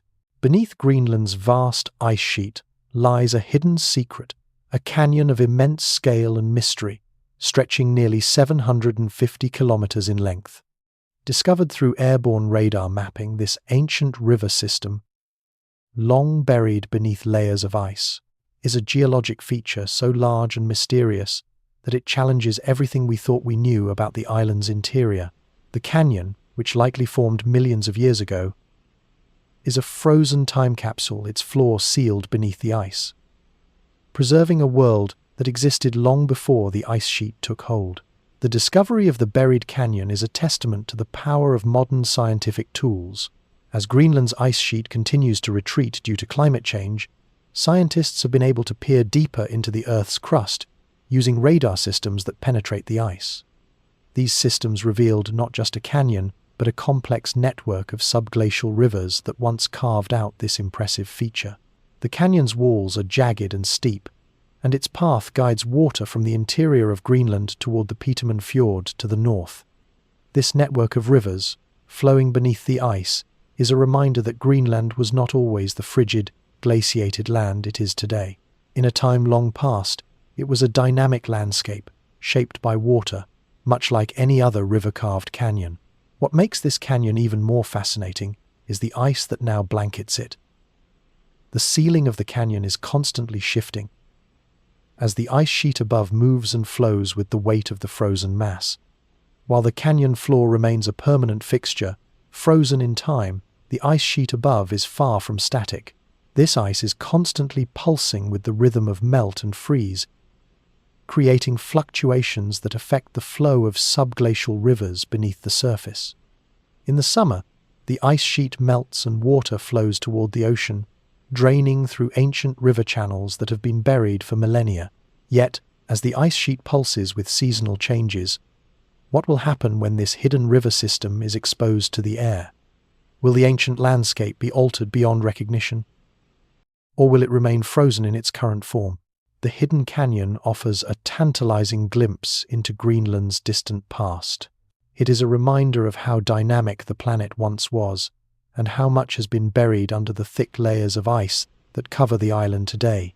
But even as the ice sheet retreats, scientists are only beginning to understand what lies beneath. What other landscapes are hidden under the ice? Are there more rivers, mountains, or even entire ecosystems buried beneath the frozen surface of Greenland? As climate change accelerates the melting of the ice, these secrets are being slowly uncovered, revealing a world that was once lost to time. Yet the canyon beneath the ice remains enigmatic, a place where ancient history is frozen, waiting for the world to understand it. A 70 wide gas crater has burned since the early 1970 seconds. The rim is undercut, the floor flickers with blue jets and collapsing crusts. Engineers measure methane flux in heat, shimmer mirages. Every step here is a question mark. How deep is the cavern feeding this flame? In the desert of Turkmenistan lies one of the most bizarre and terrifying natural phenomena on Earth. The Derweze gas crater, more commonly known as the Door to Hell. This massive crater, 70 meters wide and filled with burning gas, has been alight since 1971, when Soviet engineers, while drilling for natural gas, accidentally ruptured a cavern filled with methane. In an effort to prevent the spread of toxic gas, the engineers decided to set fire to the crater, hoping it would burn out in a matter of weeks. Instead, The fire continues to burn relentlessly decades later, creating a spectacle of intense heat and flickering flames that can be seen for miles around. The door to hell is a living, breathing fire. It burns day and night, surrounded by the harsh, dry landscape of the Karakum Desert, where temperatures soar above 40 degrees Celsius in the summer. The crater itself is an eerie sight, with flames licking the air and jets of blue fire flickering across the floor. The rim of the crater is jagged and unstable, undercut by the constant erosion caused by the heat and gas emissions. The floor of the crater is a constantly shifting mass, where collapsing crusts and methane eruptions create new formations with each passing day. It's a landscape of fire and chaos, a place where every step is uncertain and fraught with danger. Despite its fiery appearance, the door to hell has become a curious and fascinating landmark.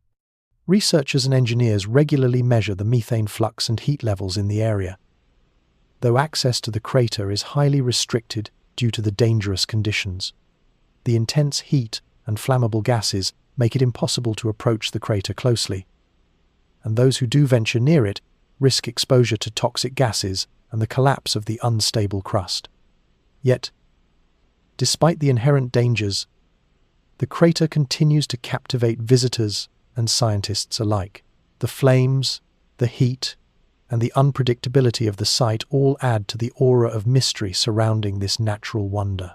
The door to hell raises questions about the long-term consequences of human intervention in natural landscapes. What happens when we tap into the Earth's resources and inadvertently create forces we cannot control? While the fire continues to burn, it serves as a reminder of the potential dangers that lie beneath the surface of our planet.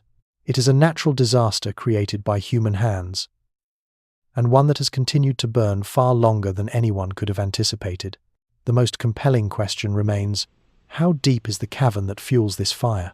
Despite scientific efforts to measure the methane emissions and map the underground structure, no one truly knows how deep the gas reservoir runs or how much longer this fiery inferno will persist. Will the door to hell continue to burn indefinitely, or will the gas supply eventually run out, leaving behind only a desolate crater in the desert? Until then, it remains an eternal flame, a testament to the power of the Earth's natural forces and the unintended consequences of human exploration. From Fort Lauderdale to the Sargasso Sea, magnetic declination, fast-forming squalls, and shallow banks stack risk. Flight 19's 1945 radio calls spoke of failing compasses and strange seas before 5 TBM Avengers vanished, followed by a PBM Mariner search plane. The exact graves lie somewhere beneath silt and time. What did that last, fragmentary transmission mean? The Bermuda Triangle, that mysterious region in the North Atlantic Ocean between Miami, Bermuda, and Puerto Rico, has long been a subject of fascination and fear. It is a place where planes, ships, and lives seem to disappear without a trace, often under circumstances that defy explanation. One of the most infamous incidents associated with the Bermuda Triangle occurred on the 5th of December 1945, when 5 U.S. Navy bombers Flight 19 disappeared during a routine training flight. The planes, flying out of Fort Lauderdale, Florida, became disoriented after encountering strange weather conditions. In their final radio transmission, the pilots reported strange compass malfunctions and an inability to determine their location. They described the sea as appearing strange, but what exactly they meant remains unclear.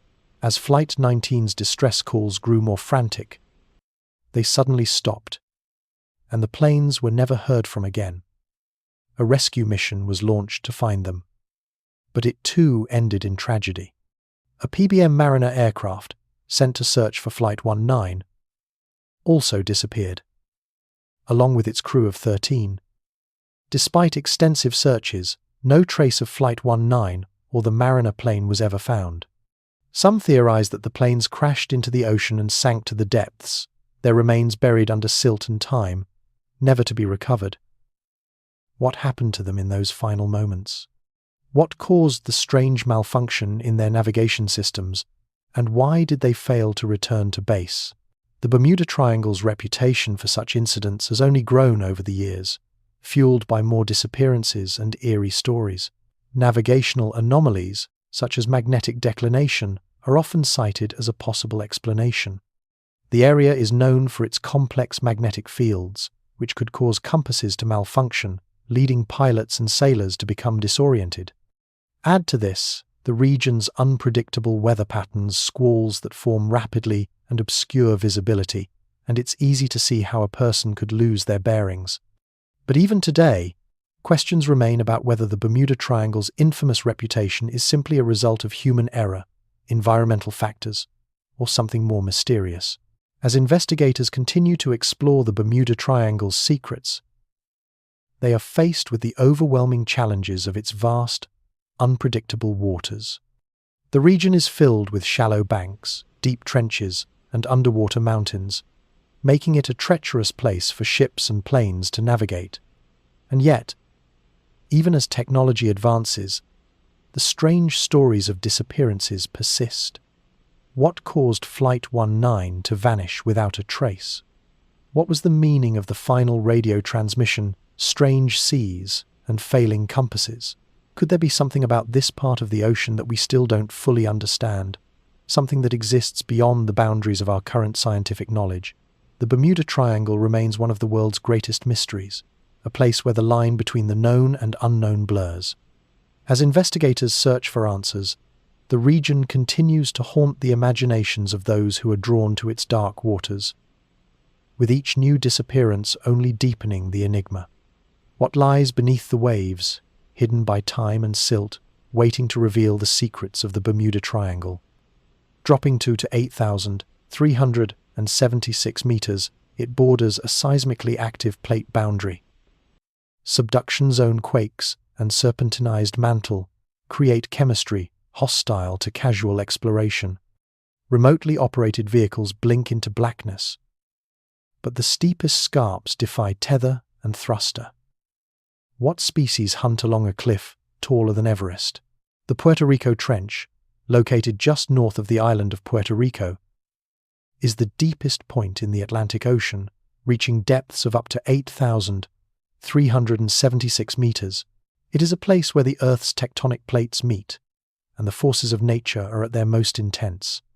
The trench marks the boundary between the North American plate and the Caribbean plate, a location where earthquakes, volcanic activity, and complex geological processes unfold. The trench is a seismically active zone, prone to large earthquakes and the shifting of the Earth's crust. This violent, dynamic environment makes it one of the most difficult and dangerous places to explore in the ocean. What makes the Puerto Rico Trench particularly intriguing is the subduction zone at its deepest point. The Caribbean plate is slowly being pushed beneath the North American plate, creating a series of deep, jagged scars on the ocean floor. This process, known as subduction, is responsible for the trench's depth and for the intense geological activity in the region. As the plates grind together, they create earthquakes that send shockwaves across the ocean, and the Earth's crust is fractured and bent. At the bottom of the trench, a serpentinized mantle, the transformed rock from the deep earth, forms new minerals and compounds, creating a chemical environment unlike any other on Earth. Yet, despite its importance in understanding the Earth's geological processes, the Puerto Rico Trench remains largely unexplored. The depths and inaccessibility of the trench present significant challenges for scientific research. Remotely operated vehicles, ROVs, have been used to explore the trench, but even with advanced technology, the extreme pressure, darkness, and isolation make it difficult to gather data. The steep, unstable cliffs of the trench's walls present another obstacle. The slightest miscalculation could send an ROV tumbling into the abyss, lost to the depths forever. Despite the difficulties, scientists continue to study the trench in an attempt to understand the mysteries it holds. One of the most fascinating questions surrounding the Puerto Rico Trench is the potential for unique life forms to exist in its depths. The extreme pressure, near freezing temperatures, and complete absence of sunlight make it an inhospitable environment for most creatures. However, the trench's unique chemistry and geothermal activity create an environment where life could adapt in unexpected ways. What species thrive in the cold, dark waters of the Puerto Rico Trench? What strange, alien-like organisms could be lurking in the blackness, adapted to survive in one of the harshest places on Earth? The trench's geological importance extends beyond its unique ecosystems. It is a vital component of the Earth's tectonic system, shaping the region's geology and influencing the surrounding areas. The tectonic activity in the Puerto Rico Trench is responsible for the island of Puerto Rico's geology, the rise of underwater mountains, and the seismic activity that causes earthquakes. The trench is not only a geographic feature, but also a fundamental part of the planet's dynamic crust. As exploration of the Puerto Rico Trench continues, the secrets it holds will slowly come to light. But for now, the trench remains one of Earth's most mysterious and dangerous locations. Its depths are a reminder of the raw power and complexity of the Earth's geology, and the life that exists in its black depths serves as a testament to the resilience of life on Earth. Muon tomography in 2023 revealed a 30 meters long space above the Grand Gallery. Purpose unknown. No crawls, no cuts. The monument tolerates no new wounds. Theories range from construction ramps to stress relief cavities, but the Queen's chamber shafts and hidden corridor deepen the puzzle. What empty purpose did ancient engineers intend here? For centuries, the Great Pyramid of Giza has been a symbol of ancient Egypt's grandeur and mystery. Standing at over 450 feet tall, it is the only remaining wonder of the original 7 wonders of the ancient world, and its purpose has been debated for millennia. While its construction methods remain largely enigmatic, a new discovery in the past decade has added an entirely new layer to its complexity. A large, previously unknown void within the pyramid itself. In 2017, scientists used a technique called muon tomography to peer inside the pyramid without disturbing its centuries-old structure. Muons are subatomic particles produced by cosmic rays that penetrate through solid objects. By detecting how muons are absorbed and deflected by the materials within the pyramid, researchers were able to map the internal structure of the Great Pyramid with remarkable precision. What they found was a space approximately 30 meters long, located just above the Grand Gallery, a space that had never been identified in any previous exploration. The discovery of this big void immediately raised a host of questions. What is its purpose? Why had it remained hidden for so long? While no new access points or tunnels were created to study it, the data collected through non-invasive techniques revealed a significant empty area that seemed to have been intentionally incorporated into the pyramid's design. However, since no excavation or drilling has been allowed due to the sacred nature of the monument, scientists can only hypothesize about the function of this mysterious void. There are many theories, ranging from the plausible to the speculative. Some researchers suggest that it could have been a construction ramp designed to help transport heavy stones during the building process. Others propose that it may have served as a stress relief cavity, allowing the immense weight of the pyramid to be distributed more evenly. Still, other theories point to it as a symbolic space, designed to reflect the pyramid's complex cosmological or religious significance. Compounding the mystery of the Big Void is the presence of the pyramid's hidden chambers and corridors, including the Queen's Chamber and the shafts that align with celestial bodies. The pyramid's interior is already filled with puzzles, from the perfectly aligned passages to the unknown purpose of the so-called air shafts, which may have had astrological significance. The discovery of the void only deepens the puzzle, suggesting that the ancient Egyptians engineered the pyramid with a level of complexity that continues to elude modern understanding. What is clear is that the void is not an afterthought or a mere architectural accident. It is a carefully planned and integral part of the pyramid.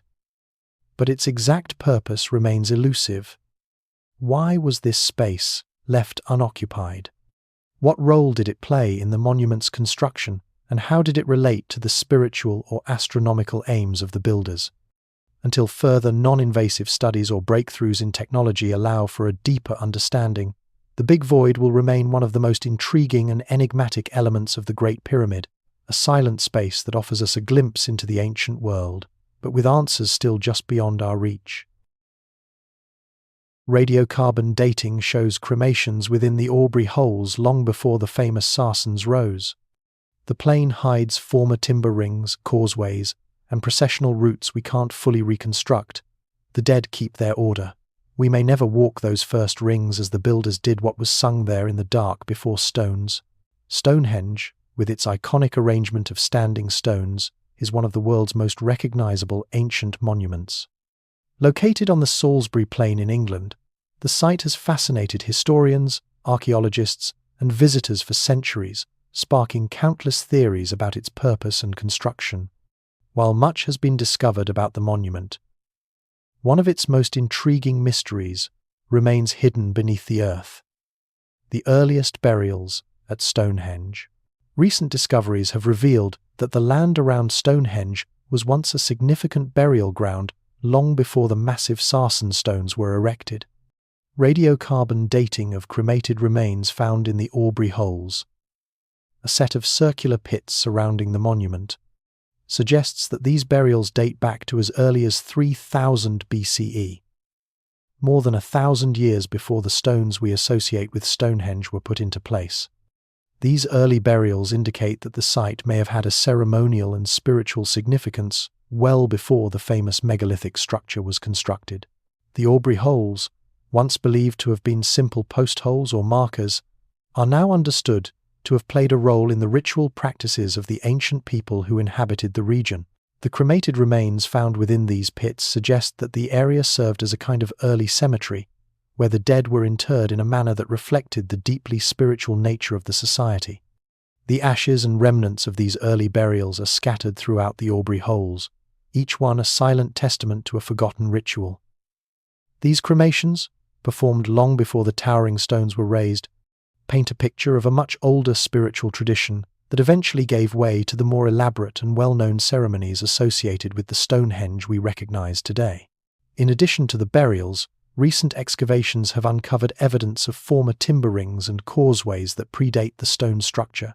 These wooden structures may have been used in early rituals and processions, and their presence suggests that Stonehenge evolved over time, with different phases of construction and use reflecting the changing beliefs of the people who built it. But despite these findings, much of what we know about the first phases of Stonehenge's use remains speculative. The timber rings and processional routes may have been used in a way that we can only imagine, perhaps as part of a larger ceremonial landscape that has long since vanished, leaving only the stones and the burials as a record of its existence. What makes these discoveries even more intriguing is the question of what the people who built Stonehenge believed and how they viewed the dead. Was the site meant to honor ancestors, to mark the transition of the soul, or to align with celestial events? We may never fully understand the rituals and songs that were performed around the earliest burials at Stonehenge, but these remains provide an important piece of the puzzle. They tell us that Stonehenge was not just a monumental structure, but a sacred space where the living and the dead were intimately connected. As we try to reconstruct the first rings of timber and the paths that led to Stonehenge, we must contend with the fact that much of the history is lost to time. The buried dead, along with the now vanished wooden structures, will likely never fully reveal their secrets. But these early burials and the evidence of rituals that predate the stones themselves offer us a glimpse into the spiritual and cultural life of the people who built this enigmatic monument. Their stories are held in the earth beneath our feet, waiting to be uncovered, but always just beyond our grasp. At least 16 stone enclosures, central T-pillars to 5 meters tall, and predator carvings suggest communal rites to 11,000 years ago. Builders later buried each circle under tons of fill, sealing their work on purpose. Only to 5% is excavated. Newer teams carefully limit exposure. What meaning did burial preserve that excavation can only guess at. Göbekli Tepe, located in southeastern Turkey, is often referred to as the world's oldest known temple complex. Dating back around 11,000 years, predating Stonehenge by millennia, it presents an archaeological enigma that challenges everything we thought we knew about early human civilization. The site consists of multiple stone enclosures, each containing towering T-shaped pillars adorned with intricate carvings of animals, birds, and mysterious predator figures. The size and complexity of these structures suggest that Göbekli Tepe was not just a collection of dwellings, but a sacred and communal site of enormous importance. The carvings found on the pillars are of particular interest, depicting a range of creatures, some identifiable, like foxes and lions, while others appear fantastical. The repeated imagery of predators such as snakes and scorpions suggests that the builders placed great symbolic significance on the animals, possibly associating them with power, fertility, or spiritual beliefs. The design of the enclosures themselves, with their symmetrical arrangement of stones and central monoliths, hints at a deliberate ritualistic purpose, though what exact rituals took place at Göbekli Tepe remains a mystery. One of the most intriguing aspects of Göbekli Tepe is the fact that the builders deliberately buried each of the stone enclosures under tons of fill, sealing the site off for millennia. Why did they go to such lengths to hide their work? Some researchers suggest that the burial could have been an act of reverence, a way of preserving the sanctity of the site for future generations. Others believe that the burial was a deliberate abandonment, a way of marking the end of an era or a significant cultural shift. The act of burying such a monumental site raises important questions about the meaning of ritual and how early human societies viewed their sacred spaces. Despite extensive excavation efforts, only about 5% of the site has been uncovered, with much of the complex still buried under the earth. The decision to limit further exposure by modern archaeological teams only adds to the sense of mystery surrounding Göbekli Tepe. Researchers are cautious, knowing that further excavation may damage the fragile site or disturb the context in which it was preserved. And so, with each new discovery, new questions arise. But the full meaning of Göbekli Tepe, its rituals, its significance, and its ultimate purpose remains just out of reach. What did the builders intend by creating such a grand structure? And why did they choose to bury it? What was the message they sought to preserve for future generations? And how much of that message remains hidden beneath the earth? As Göbekli Tepe continues to be studied, its secrets offer tantalizing glimpses into early human society and spirituality. But the site also serves as a reminder of how much of our past remains unknowable. The burial of the stone circles might have been an attempt to preserve something sacred, something that we can no longer fully comprehend. As we continue to unearth the layers of history, we can only wonder what deeper meanings lie buried in the stone and soil, forever sealed by the hands of those who came before us. Under winter pack ice, descending brine at -20 degrees Celsius, flash freezes seafloor life. Divers can't linger in the maze. One misjudged exhale is a sealing of knives. Time-lapse cameras record only minutes before batteries die. The cemetery grows in silence. What shapes do frozen tides carve in total night? Beneath the frozen surface of the Okhotsk Sea, in the far eastern reaches of Russia, a bizarre and deadly phenomenon occurs. Brinicles, or brine icicles, form beneath the ice during the coldest winter months. These icy fingers of freezing brine descend from the underside of the ice sheet and flash freeze everything in their path, creating a deadly, silent landscape at the seafloor. The brine, which is denser and colder than seawater, flows downward through the water column, chilling everything it touches and transforming the seabed into a frozen graveyard.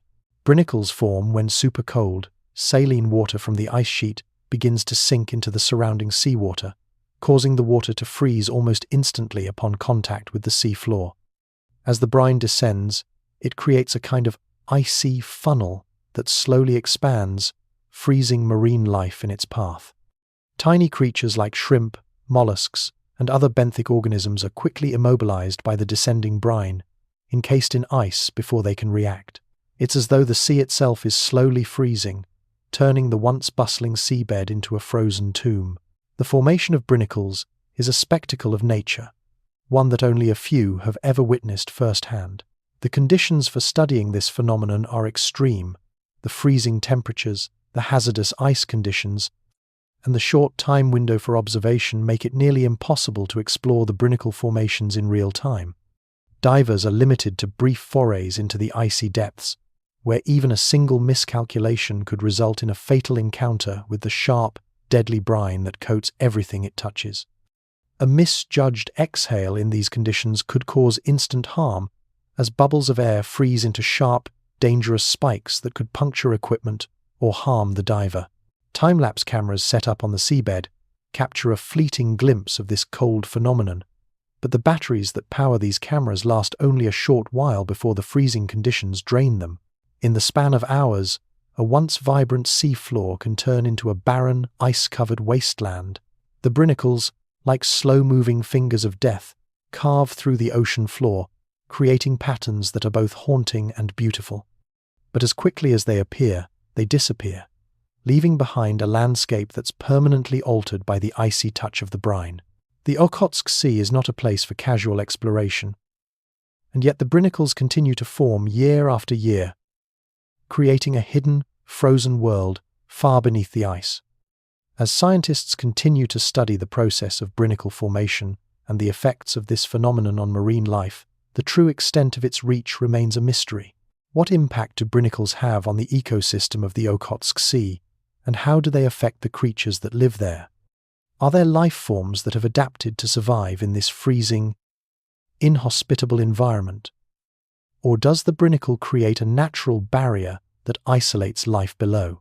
The Okhotsk Sea's brinicles are a reminder of how little we know about the ocean's hidden realms. In total darkness, beneath layers of ice and snow, a frozen cemetery grows in silence, an alien landscape where life and death exist in a fragile, frozen balance. What other secrets lie beneath the surface of our oceans, waiting to be uncovered by the next generation of explorers? A vertical sinkhole to 100 meters opens to an undersea tunnel known as the Arch. Narcosis, oxygen toxicity, and depth illusions have claimed many technical divers. Memorial plaques dot the entry rocks.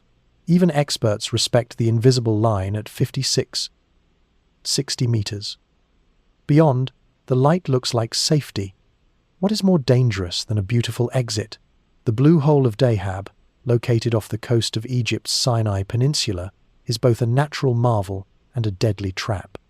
This underwater sinkhole, often described as one of the most beautiful and dangerous dive sites in the world, attracts divers from across the globe who are drawn to its crystal-clear waters, vibrant marine life, and the allure of its mysterious depth.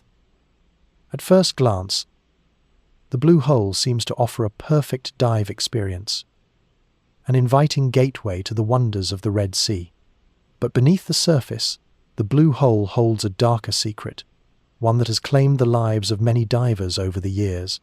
The Blue Hole itself drops to a staggering depth of nearly 100 meters, but the real danger lies in the undersea tunnel known as the Arch, which begins at around 60 meters below the surface. This passage, a narrow opening between the depths, is a tempting route for divers looking to explore the depths beyond. But it is also where many have lost their lives. The beauty of the light filtering through the water, combined with the thrill of venturing deeper, creates an illusion of safety, one that has proven deadly for even the most experienced divers. The deeper you go, the more disorienting the environment becomes.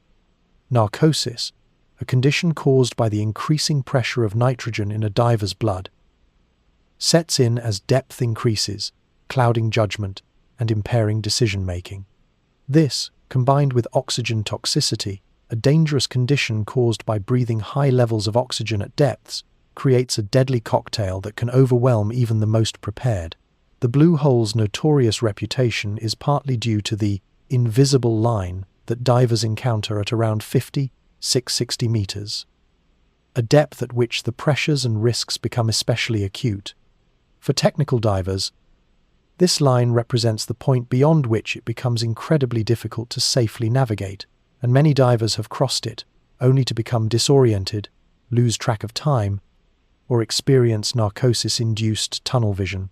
Some divers, once they pass the arch, are tempted to push further into the blue hole's depths, but doing so significantly increases the risks. At these extreme depths, light begins to fade, and a sense of vertigo or depth illusions can make it hard to gauge distance, increasing the likelihood of a dangerous miscalculation. While the blue hole is an irresistible challenge for divers, it is also a graveyard of sorts. Memorial plaques along the entry rocks bear the names of those who succumbed to the dangers lurking within, reminding anyone who enters the depths of the unseen risks. Despite the tragic fatalities, divers continue to flock to the site, fascinated by the beauty and challenge it offers. The allure of the blue hole is hard to resist, but it's a place that demands respect and caution. Experts who frequent the site know all too well that the deeper you go, the more perilous the journey becomes. For some, the blue hole is a symbol of the allure of the unknown, the thrill of exploring a world beyond reach. But for others, it is a sobering reminder of nature's unpredictable forces and how, sometimes, beauty can be the most dangerous thing of all. In 1986, a limnic eruption released to 300,000 tons of CO2, flowing downhill and suffocating to 1,700 people. Degassing pipes now vent the lake, but saturated layers still lurk. The crater walls are unstable. No human strolls Nios at midnight anymore. What does the lake hold when winds drop and pressure builds again? Lake Nyos, nestled in the crater of a dormant volcano in Cameroon's northwest region, is one of the deadliest lakes in the world. On the 21st of August 1986, the tranquil waters of the lake turned into a silent killer when a catastrophic event known as a limnic eruption released an enormous cloud of carbon dioxide, CO2, from the lake's depths. This invisible, suffocating gas poured down the slopes of the crater, silently and rapidly asphyxiating approximately 1,700 people and countless animals in its path. What makes Lake Nyos unique is not just its beauty, but the deadly force that lurks beneath its surface.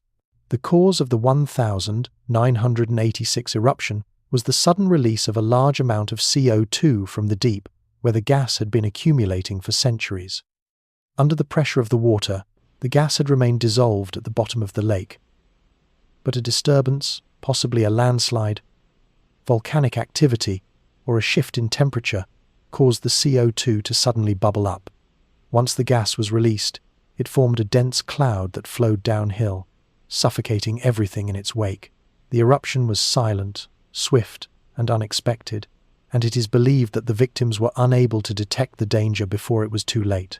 In the aftermath of the disaster, researchers found that the lake had been saturated with CO2 to a degree that made the water unstable. The tragedy of 1986 raised alarming questions about the potential dangers of other lakes in the region that could possess similar geochemical properties.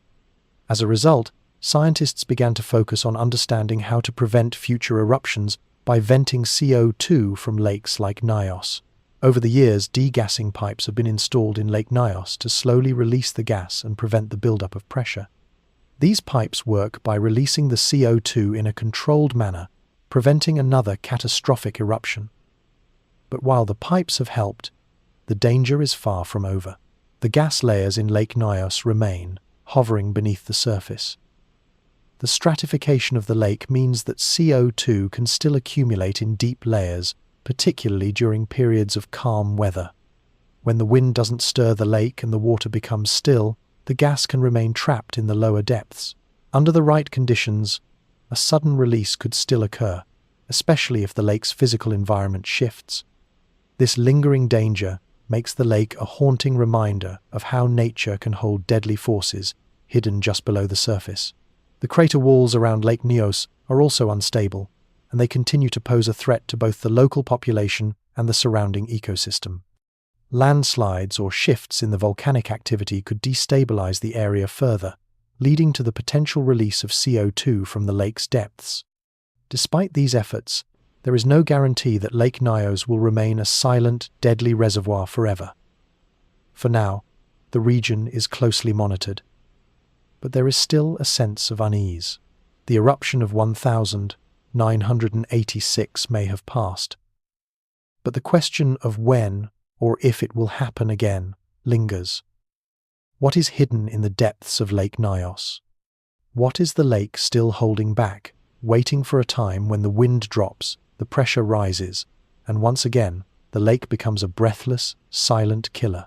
A corium mass of 2 meters across formed in 1986 from fuel, zirconium, sand, and concrete. Radiation has dropped from instantly lethal to minutes to hours dangerous, but proximity remains tightly controlled. The mass cracks, dusts, and grows silica hair. What will it look like in 10,000 years, and who will be there to see? On the 26th of April 1986, the world was forever changed when Reactor 4 of the Chernobyl nuclear power plant exploded, sending radioactive materials into the atmosphere and causing one of the worst nuclear disasters in history. Among the lingering scars of this catastrophe is a mass of corium-melted fuel, zirconium, sand, and concrete that has come to be known as the elephant's foot. This grotesque, radioactive lump of matter is located at the base of the reactor building, and it remains a chilling reminder of the catastrophe that unfolded there. The elephant's foot, which formed as the reactor core melted down, is a highly toxic mass, roughly 2 meters in diameter. It is made up of materials that fused together under extreme heat, creating a dense, radioactive mass. In the immediate aftermath of the disaster, the radiation emitted from the elephant's foot was so intense that standing near it for even a short period could lead to instant death. Radiation levels in the vicinity were measured at around 10,000 roentgens per hour, far beyond the lethal dose for humans. For comparison, even 400 roentgens per hour could be fatal, and prolonged exposure to this high level of radiation would cause immediate and severe damage to tissues, leading to death within days. In the years following the explosion, the radiation levels began to decline. The radioactive materials in the elephant's foot gradually decayed, reducing the immediate danger. Today, radiation levels around the mass are no longer lethal, but they remain high enough to pose a significant risk to anyone in close proximity. The mass has cracked over time, and fine dust, highly radioactive particles has begun to spread from the cracks. In addition, silica hair has begun to grow on the mass, a strange phenomenon that reflects the ongoing processes of decay and chemical change. But even though radiation levels have dropped to a level that is tolerable in short bursts, proximity to the site remains tightly controlled, with no one allowed to approach too closely without proper protection. Looking toward the future, the question arises, what will the elephant's foot look like in 10,000 years? Radiation decays at a predictable rate, but the long-term effects of the corium mass are difficult to predict. The mass will continue to break down, and the surrounding area will remain radioactive for centuries to come. In fact, the Chernobyl exclusion zone is expected to remain off-limits for humans for the foreseeable future. As the years pass, the mass may eventually crumble into dust, but the radioactive remnants will continue to pollute the environment long after the visible mass has disappeared. Who will be there to witness this transformation? Will future generations learn from the mistakes of the past? Or will they find themselves contending with the same toxic legacy left behind by the explosion? Chernobyl's elephant's foot remains a symbol of humanity's hubris, a mass of melted time that will linger far beyond our lifetimes. Its decay is a reminder of the cost of nuclear power, both in terms of human lives and the environment, and of the lasting consequences of technology gone awry. The 15 January 2022 eruption sent a plume to tilde 57 kilometers, shocked the atmosphere around the globe, and shredded a seafloor caldera rim. The vent is now a shifting throat under meters of surge and ash. The next breath may already be priming what maps do we erase after every exhalation. On the 15th of January 2022, the eruption of Hunga Tonga, Hunga Ha'apai, in the South Pacific, became one of the most powerful volcanic events in recorded history. The eruption unleashed an immense explosion, sending a plume of ash, gas, and water vapor nearly 57 kilometers into the sky, far higher than any commercial jet flies. The eruption sent shockwaves around the world, not only physically shaking the Earth but also reverberating through the atmosphere. Its impact was felt globally, with atmospheric waves traveling around the planet, disrupting communication systems, and even producing visible pressure waves that could be seen on weather radar.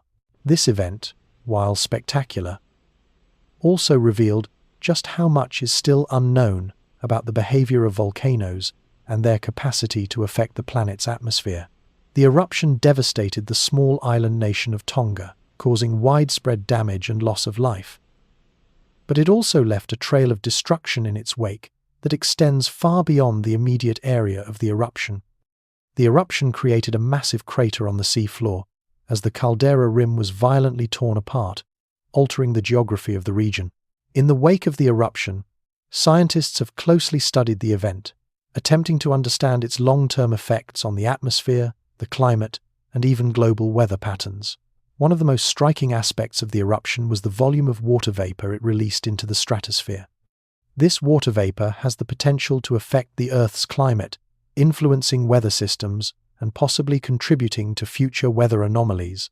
While the eruption itself was brief, its consequences are still being felt. The vent itself continues to emit gas and ash, though at a much lower level than during the initial eruption. The shifting nature of the volcanic throat, constantly churning beneath the ocean's surface, suggests that Hunga Tonga, Hunga Ha'apai, may continue to be an active site of volcanic activity for years to come. As the vent releases new materials into the atmosphere and ocean, it continues to shape the environment in ways we may not fully understand yet. Scientists are closely monitoring the site, trying to map the vent's changing behavior and predict how the region's geology will evolve. But the bigger question remains, what happens when the volcano exhales again?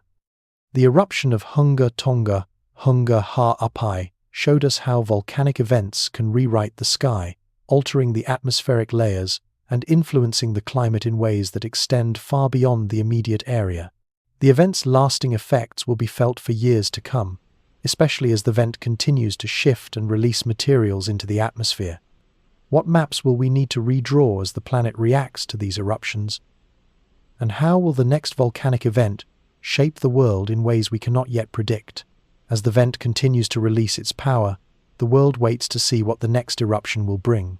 For now, Hunga Tonga Hunga Ha'apai remains a reminder of nature's unpredictable and awe-inspiring power, its mouth a portal to a future that we can't fully comprehend yet, its landscape of forests and rolling hills.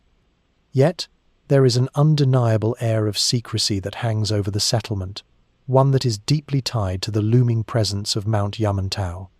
This mountain, often referred to as one of Russia's most mysterious and heavily guarded sites, is rumored to house underground complexes that could serve as a military or government stronghold in times of crisis. And Mezgori, with its restricted zones and controlled access, is the town that watches over it. The town's rhythms are ordinary. To a point, people go about their daily lives, children attend school, families shop at the market, and the familiar hum of suburban life goes on. But as the road leading into Mezgori bends and reaches the town's outskirts, things begin to change. Checkpoints emerge, signs of military and governmental control.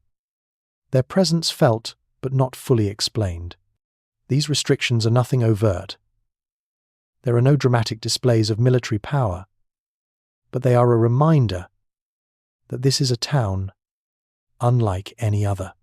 It is a place under surveillance, its movements monitored by a government that refuses to disclose its purpose. Rumors swirl about the true nature of the facilities in Mount Yamantau. Some suggest that the mountain is home to a top-secret nuclear bunker, a vault that could house the Russian government or military leadership in the event of a catastrophic attack. Others speculate that the mountain is the site of advanced military research, or perhaps even the remnants of Cold War-era projects that are still being maintained in secret. Whatever the truth may be, the town of Mezgori serves as the eyes and ears of this enigmatic mountain. its residents living in the shadow of an unknown purpose. Yet despite the ever-present sense of secrecy, the people of Medjugorje lead what seems like a normal life. They work, raise families, and interact with the outside world, but there is always that underlying question. What is being hidden just over the hill, behind the checkpoints and the military-grade fences? The residents of Medjugorje, despite their seemingly quiet existence, are inextricably tied to the mystery of Yarmontau. What do they tell themselves as dusk falls and the lights of the town flicker on? Do they believe in the stories they've been told, or do they wonder if they too are part of a larger secret? In the end, Medjugorje remains a place where the ordinary meets the extraordinary, and where the rhythms of daily life are constantly intertwined with the whispers of what might lie just beyond the mountain's shadow. It is a town at the edge of a secret, a place that holds a piece of a much larger puzzle, but whose residents may never know the full story. For now, they live in the quiet safety of their small town, under the watchful eye of the mountain, unaware of how deep the mystery runs, and perhaps that's exactly the way they like it. A strategic atoll in the Chagos archipelago, Diego Garcia is off-limits to tourists and most civilians. Its lagoon is dotted with moorings, its runway long, its jurisdiction complicated. Maps show the reef in perfect turquoise, but the human tide is one way who decides which vessels come back. Tucked away in the Indian Ocean, in the remote Chagos archipelago, lies Diego Garcia, a place that epitomizes the complexities of geopolitical strategy and secrecy. On maps, the atoll appears as a serene, almost idyllic paradise, with its pristine turquoise waters and surrounding coral reefs. But beneath the surface of this tranquil image lies a different reality, one of military importance, territorial disputes, and a strict no-entry policy for all but those authorized by the highest levels of government. Diego Garcia's role in global security is vast, and yet it remains largely hidden from the public eye. The atoll is home to a massive U.S. military base, one of the most strategically significant in the Indian Ocean. It serves as a hub for military operations, offering a key location for air and naval forces to project power across the region. The runway on the atoll is long enough to accommodate large military aircraft, and its lagoon is dotted with moorings for naval vessels. The base is designed to serve as a forward operating location for the United States, a place from which to monitor, influence, and, if necessary, act in this volatile part of the world. But while the military presence on Diego Garcia is well documented, the base's existence is shrouded in secrecy. The island is off-limits to civilians, and access is tightly controlled by both the United States and the United Kingdom, which jointly administer the island. This exclusion has led to controversy, especially considering that the original inhabitants of the Chagos Islands, including Diego Garcia, were forcibly removed in the 1,960 seconds and 1,970 seconds to make way for the military base. The indigenous population has long sought the right to return, but legal and diplomatic obstacles have kept them away, further complicating the atoll's already contentious status. The jurisdiction of Diego Garcia is a complex web of international law and military agreements. While it is located in the Indian Ocean, Diego Garcia falls under British sovereignty as part of the British Indian Ocean Territory. The United States, however, has a lease agreement with the UK, granting it exclusive use of the base. This arrangement has caused tensions with neighbouring countries, as well as with the Chagosian people who were displaced. Despite these ongoing disputes, Diego Garcia remains one of the most closely guarded military assets in the world.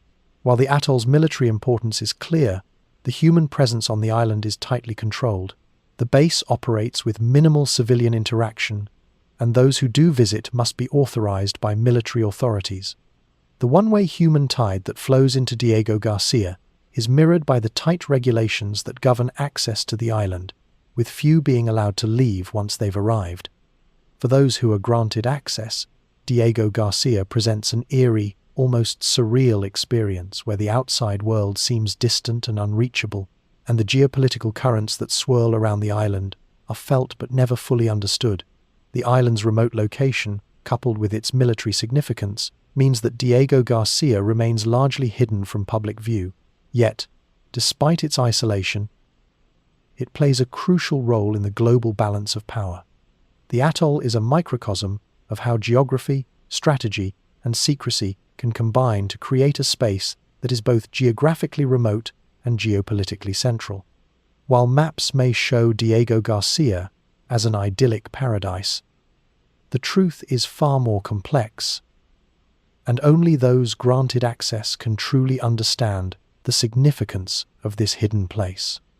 Who decides which vessels come back to Diego Garcia, and who decides who gets to leave? The answers, buried beneath layers of political intrigue, may remain forever out of reach. 34 Heard Islands, Big Ben, a volcano no one watches up close. In the storm belt of the southern Indian Ocean, Big Ben's summit steams above glaciers and katabatic winds. Landings are rare, the surf is iron, the weather weaponized. Satellite thermal spots blink on and off. What patterns would a human observer catch between those blinks? Heard Island, located in the remote and unforgiving southern Indian Ocean, is one of the most isolated and hostile places on Earth. Its jagged peaks, surrounded by glaciers and battered by katabatic winds, cold, dense air that descends rapidly from the ice, make it virtually inaccessible. Yet, towering above it all is the volcanic summit of Big Ben, an active volcano that rises 2,700 meters from the surrounding sea. Big Ben's summit, often steaming with geothermal heat, is a constant reminder of the raw, untamed power of nature. Despite its towering presence, Big Ben remains one of the least observed volcanoes in the world. The island is uninhabited, and landings are incredibly rare due to the extreme weather and dangerous surf. The waters around Heard Island are notoriously treacherous, with powerful waves crashing against the rugged coastline, making it difficult for ships to approach safely. The winds, which can reach over 100 kilometers per hour, make the island even more perilous, keeping most adventurers and scientists at bay. Satellite images of the island occasionally catch glimpses of thermal hotspots on the volcano's slopes, but those readings are fleeting, blinking on and off like an intermittent pulse of life. For the few who have managed to approach or even land on Heard Island, the conditions are almost unbearable. The glaciers that cling to the island's flanks are constantly shifting, and the air is thick with the icy winds that blow off the Southern Ocean. As the volcano steams, its gases rise into the atmosphere, creating an eerie, mist-filled environment. Even from a distance, Big Ben exudes an undeniable aura of danger, as if it could erupt at any moment, sending a cascade of molten rock and ash into the surrounding waters. Despite the hazardous conditions, Big Ben's volcanic activity remains a fascinating subject of study. Satellite thermal imaging occasionally reveals changes in the temperature of the volcano, suggesting that its internal processes are ongoing.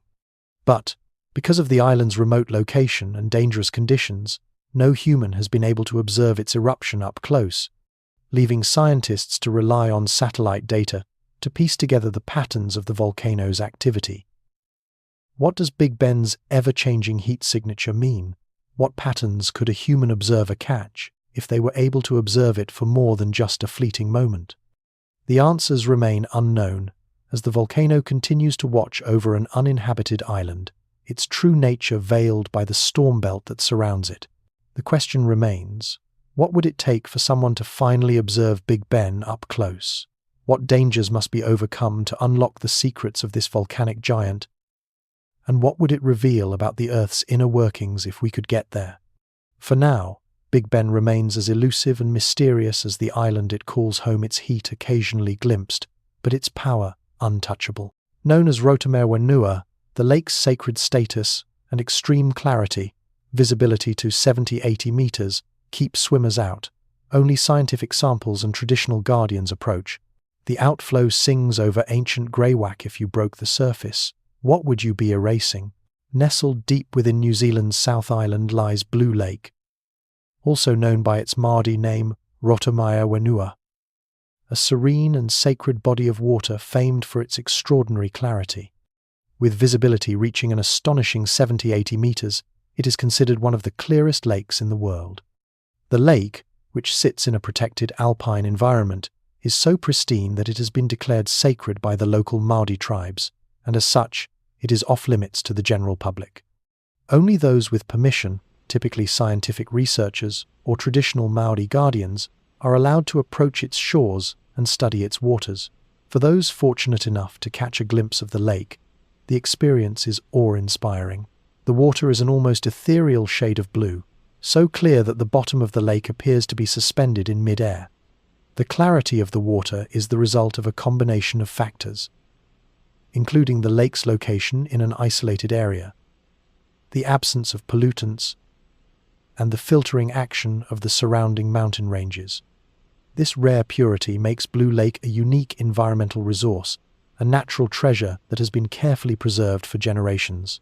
But Blue Lake's clarity is more than just a physical feature. It carries deep cultural and spiritual significance. The Māori people consider the lake to be sacred, and its waters have long been used in traditional ceremonies. The lake is also the site of a revered natural resource. The water is so pure that it is considered suitable for drinking, and its clarity symbolizes the deep connection between the land and the people who have lived in the area for centuries. For this reason, the lake is protected from the public, and only those with a deep understanding of its significance are allowed to experience it directly. The water of Blue Lake is not just a symbol of purity, it is also a source of life.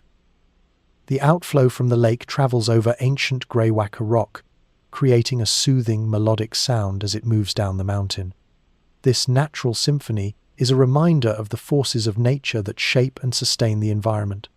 The lake, the rock, and the water are all part of an intricate living system that has existed for millennia. And yet, this pristine environment remains largely untouched by modern human activity. Despite its beauty, Blue Lake is a place of quiet reverence. Visitors are not allowed to swim in its waters, and the surrounding area is carefully controlled to ensure that its sacred status is preserved. The clarity of the lake is fragile. Any disruption to its ecosystem could cause irreversible damage. As such, the decision to keep the lake closed to recreational swimming is an important one, ensuring that its beauty and purity are maintained for future generations. The sacredness of Blue Lake raises an important question. What happens when we break the surface of something so pure and untarnished? If we were to disturb this fragile environment, even in the name of exploration or recreation, what would we be erasing? The clarity of the lake, like its sanctity, exists beyond the reach of human hands. Its stillness, its beauty, and its sacredness remain untouched by the modern world, a reminder of what is lost when we take too much or push too far. For now, Blue Lake stands as a guardian of clarity, its waters forever unspoiled by human touch. Airborne radar revealed circular depressions under ice, including Hiawatha's candidate crater, tilde 31 kilometers. Drilling through moving ice to fresh ejecta remains beyond current logistics. Until then, glacial flour smears the evidence thin. What else is written under white pages? Beneath the frozen surface of Greenland's vast ice sheet lies a mystery that has only recently begun to reveal itself: circular depressions hidden under layers of ice, which suggest the presence of massive meteorite impacts. These depressions, mapped by airborne radar in recent years, may hold the secrets of catastrophic events that shaped the Earth's past. One of the most intriguing discoveries is the Hiawatha crater, which spans approximately 31 kilometers in diameter, making it one of the largest impact craters found beneath ice.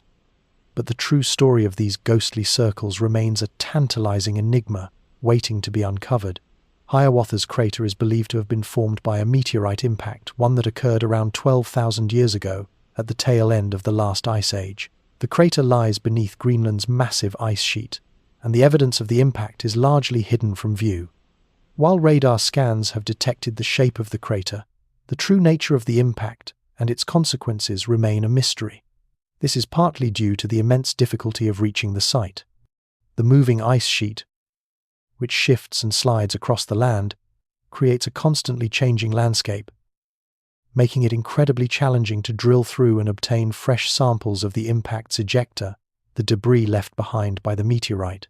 The ice, which has slowly accumulated over millennia, is filled with glacial flour, a fine, powdery residue that results from the grinding action of ice against rock. As the ice shifts, this layer of glacial flour smears evidence, making it difficult to study the exact composition of the underlying impact crater. The debris from the impact, possibly including rare minerals and chemical signatures, remains obscured under layers of frozen sediment, awaiting a breakthrough in technology that could allow scientists to access the untouched site.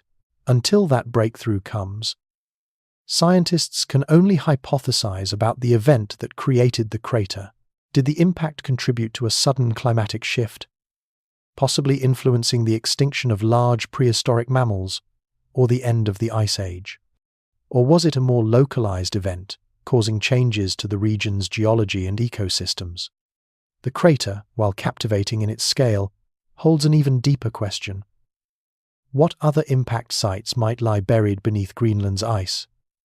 Their evidence hidden in plain sight, waiting for the ice to yield its secrets? For now, the ghost circles beneath Greenland's ice sheet remain an enigma. The frozen pages of Earth's history are smeared thin by glacial movement, and the answers lie just out of reach. What will future explorers discover as technology advances and allows us to dig deeper into the ancient layers? The impact of these hidden meteorite craters might be more profound than we realize, and the secrets they hold could reshape our understanding of Earth's history. 13 from 1,963-67 eruptions. Surtsey is a closed, natural lab. Access is restricted to a few scientists to prevent biological contamination. Pioneering plants, insects, and soil microbes write the first chapter of life on brand new land. What species would a single footprint invite that the island did not ask for? Surtsey, a small volcanic island located off the southern coast of Iceland, is one of the youngest land masses on Earth, emerging from the ocean during a series of dramatic eruptions between 1,963 and 1,967. The island's birth, a direct result of the forces of nature, has created a natural laboratory for scientists studying the processes of life and evolution. As one of the most restricted and closely monitored places on the planet, Surtsey remains an untouched haven where life is slowly and still in real time writing its first chapter. What makes Surtsey particularly unique is its status as a pristine biological blank slate. When the eruptions ceased, the new land was barren, nothing but volcanic rock and ash, with no plants or animals. Yet, over the decades, life has steadily made its way onto the island. The first colonizers were the wind-blown spores of plants, carried by birds in the ocean, followed by the slow arrival of insects, microbes, and other forms of life. As of today, the island is home to a variety of plant species, some of which have colonized the island by chance, and others that have been brought by human activity or natural vectors. Surtsey is a living example of the process of ecological succession, the gradual development of an ecosystem over time. The island's isolation and relative youth make it a vital place for scientists to observe how life can take root in an inhospitable environment. Over the years, researchers have documented the arrival and spread of species, watching how life adapts and changes in response to the island's harsh conditions.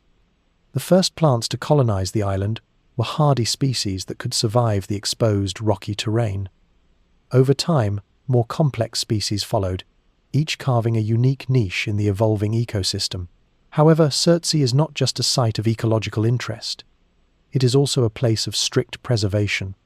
To prevent contamination from the outside world, access to the island is highly restricted, with only a select group of scientists allowed to visit for research purposes. This controlled environment ensures that the development of life on Surtsey remains untainted by human intervention, allowing scientists to study the natural processes of colonization and evolution without external influences. In many ways, the island is a snapshot of the Earth's past, offering a glimpse into how life might have begun on Earth, or how it might unfold on other planets. But while Surtsee's isolation offers a unique opportunity for scientific study, it also presents a dilemma. The island's purity is vital to its research value. But what happens if a single human footprint disrupts its fragile balance? While researchers go to great lengths to minimize their impact, the arrival of any non-native species, whether through wind, sea currents, or human activity, could alter the island's delicate ecological processes.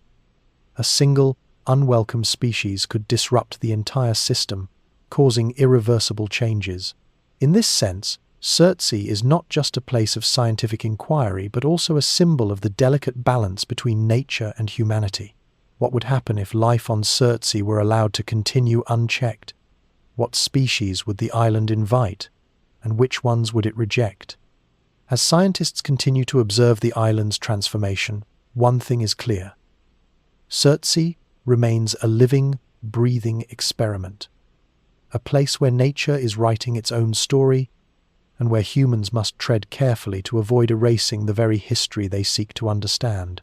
Liverpool pedestrians have reported time slips, brief, total immersions into 1,950 seconds, or Victorian streetscapes, rounded cars, old signage, different air. Psychology offers misperception, physics offers none. Eyewitnesses insist on texture, leather smell, coin weight, a clerk's puzzled look. If it's only memory, whose? Liverpool's Bold Street, a historical and vibrant avenue filled with shops, cafes, and the pulse of modern city life, is also the site of a curious phenomenon. Time slips. While most streets in the world merely connect locations, Bold Street appears to connect past and present, providing fleeting moments where pedestrians report slipping into another time altogether. These time slips are described as brief but vivid experiences in which individuals find themselves immersed in 1,950 seconds or Victorian-era streetscapes. The modern world dissolves, replaced by the smell of leather from old storefronts, the sound of footsteps on cobblestone streets, and the sight of rounded cars, old signage, and people dressed in styles long gone. For just a few moments, the air feels different, heavier with the weight of a forgotten time. Eyewitnesses to these experiences insist that what they encounter isn't simply a visual distortion or fleeting memory. There's texture to it, something tangible. One might find themselves holding a coin from another era, feeling its weight in their pocket. The smell of leather from an old shop wafts through the air, evoking a distinct sensory connection to a time long past.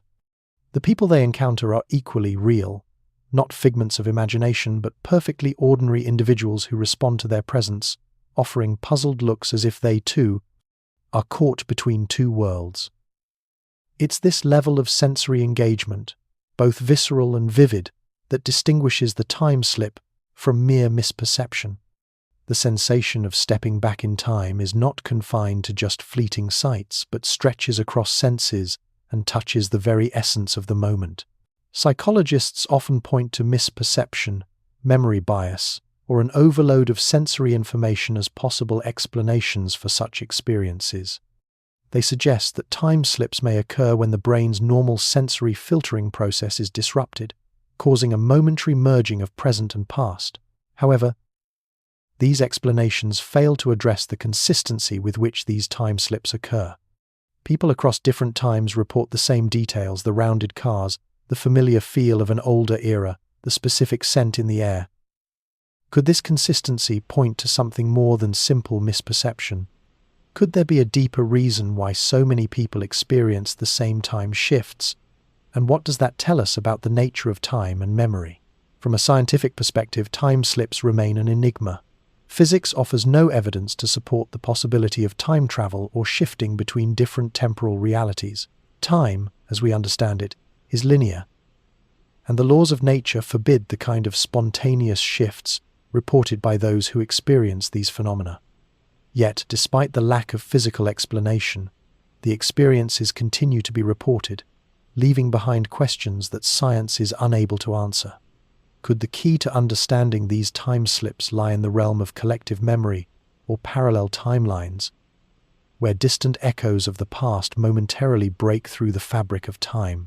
The most perplexing aspect of Bold Street's time slips is the nature of the memory they invoke. If these time slips are not merely a glitch in perception, whose memories are being accessed? Are these memories tied to the location itself, embedded within the very structure of the street, waiting for a moment to surface? The sensory details, the smell of leather, the weight of coins, the puzzled look of a clerk suggest that what is being experienced goes beyond personal recollection. Could these moments of temporal immersion be glimpses into lives lived in the very space we occupy now? The question lingers. If it's not just memory, whose memories are we accessing when we slip through time? Bold Street continues to be a place of intrigue and wonder. While it serves as the backdrop to modern life, for some, it becomes a portal to the past. And as more people report these uncanny experiences, we are left to wonder, is Bold Street a place where time bends? Or is it simply the intersection of our memories and the fabric of the world we inhabit? A 1947 Douglas DC-4 vanished in the Andes. Wreckage emerged from ice near Mount Tupungato in 1995, fabrics eerily preserved. The glacier still swallows most of the story, releasing pieces as it creeps. Climbers follow aluminum crumbs downhill. What cockpit dials are still set to a sky no one can see? The Andes Mountains are home to one of the most eerie and haunting mysteries in aviation history. The disappearance of a Douglas DC, 4 inches, 1,947. The plane, en route from Santiago, Chile to Buenos Aires, Argentina, mysteriously vanished without a trace, leaving no sign of wreckage or survivors. The story seemed to fade into the background of aviation history until, nearly half a century later, in 1995, wreckage from the plane was discovered by mountaineers near the summit of Mount Tupungato, an active volcano located on the Chile-Argentina border. What made the discovery so unsettling was the fact that much of the wreckage, despite its exposure to the elements for nearly 50 years, was still eerily preserved. Fabric from the plane's seats, once white, had faded but remained intact, and parts of the fuselage were visible beneath the creeping glacier. The harsh conditions of the glacier had somehow allowed the wreckage to survive, its history frozen in time beneath the thick ice. As climbers and explorers made their way up the mountain to locate the wreckage, they followed a trail of aluminum shards and small pieces of debris that had slowly been carried downhill by the glacier's slow, grinding motion. The discovery opened up a new chapter of mystery. What exactly happened to the DC-4 and its passengers?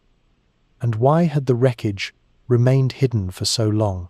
The glacier, an ever-moving entity, continued to release pieces of the wreckage, as if the ice itself was slowly yielding the secrets it had kept for decades. With each new discovery, the story of the plane's fate grew darker and more mysterious. The bodies of the passengers were never recovered, and the wreckage suggested that the crash had been far more violent than initially thought. Some pieces of the plane's fuselage had been twisted, and the position of certain sections indicated that the plane may have been subjected to extreme forces during its final moments. Even more unsettling was the discovery of the cockpit dials, still set to a sky that no one would ever see again. The idea that these instruments had remained in place for decades, untouched by time, added a chilling layer to the mystery. What had caused the crash of the DC-4, and why had it taken so long for the wreckage to emerge from beneath the ice?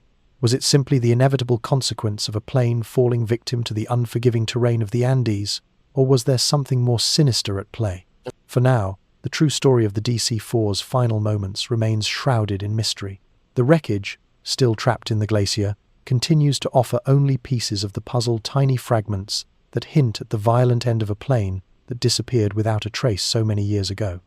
The The glacier's slow, inexorable movement, pulling bits of metal and fabric downward, reminds us that some stories are never fully told.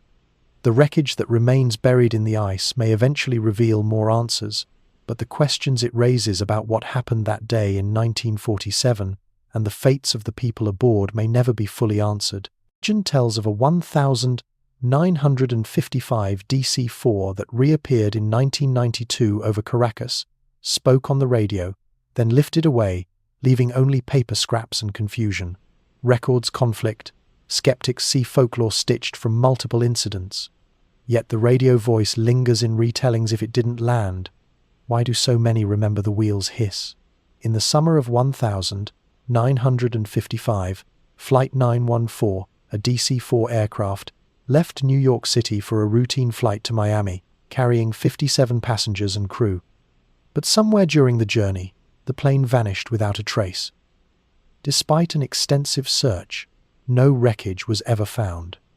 For decades, the disappearance remained one of aviation's great unsolved mysteries, with little more than a question mark to mark its place in history. Fast forward to 1992, when an astonishing event shook the aviation world. Over Caracas, Venezuela, a DC-4, unmistakably the same type of aircraft that had disappeared 37 years earlier, suddenly reappeared on radar. Air traffic control reached out, and, to their shock, the plane responded. The crew seemed bewildered, reporting no major issues or lapses in time. Yet the date was now 1992, far beyond the original timeline. However, when the plane attempted to land, it abruptly ascended and vanished into the sky once again, leaving behind only confusion and a trail of bizarre radio transmissions. What followed was even stranger. Investigators found that no plane matching the description of Flight 914 had been scheduled to land in Caracas in 1992. Moreover, when attempting to trace the origins of the strange radio signals, they discovered a pile of paper scraps, as though they had materialized out of thin air. The records were full of conflicting information, suggesting everything from a time slip to a miscommunication or elaborate hoax. Still, the radio transmission, the voice of a crew unsure of their own place in time, lingered, challenging those who heard it to reconcile the strange occurrence with what they knew about reality. The legend of Flight 914's reappearance has sparked endless debate, with skeptics dismissing it as folklore stitched together from a patchwork of similar incidents. The inconsistency of the story has led many to question its authenticity. Yet, for those who recount the experience, the sensation is consistent. A vivid memory of the aircraft's brief, impossible reappearance. The most persistent detail is the sound of the wheels, the unmistakable hiss they make when they touch the ground. An image that seems to suggest the plane had landed, even if records show it did not. It is as though the memory of the landing imprinted itself on the minds of those who heard the story, despite the plane's departure before touching down. If the plane never actually landed, why do so many people remember the sensation of it touching the ground? This question lingers in the retellings, pointing to a deeper mystery, one that blurs the line between memory and reality. Could it be that something beyond mere physical presence was at play? Was there a lingering echo of the plane's path through time? Something that could not be fully erased by the passing years. For now, the story of Flight 914 remains a puzzle, one that defies conventional explanations. Theories abound, ranging from simple miscommunication to more fantastical ideas about time travel or parallel dimensions. But no matter the explanation, the question remains: if the plane didn't land, why do so many remember it as if it did? The story of Flight 914 asks us to reconsider the very nature of time and memory, and whether the boundaries of what we understand are truly as fixed as we believe. Even if we never fully understand what happened that day, the legend lingers an unresolved mystery that challenges our perception of reality and the passage of time.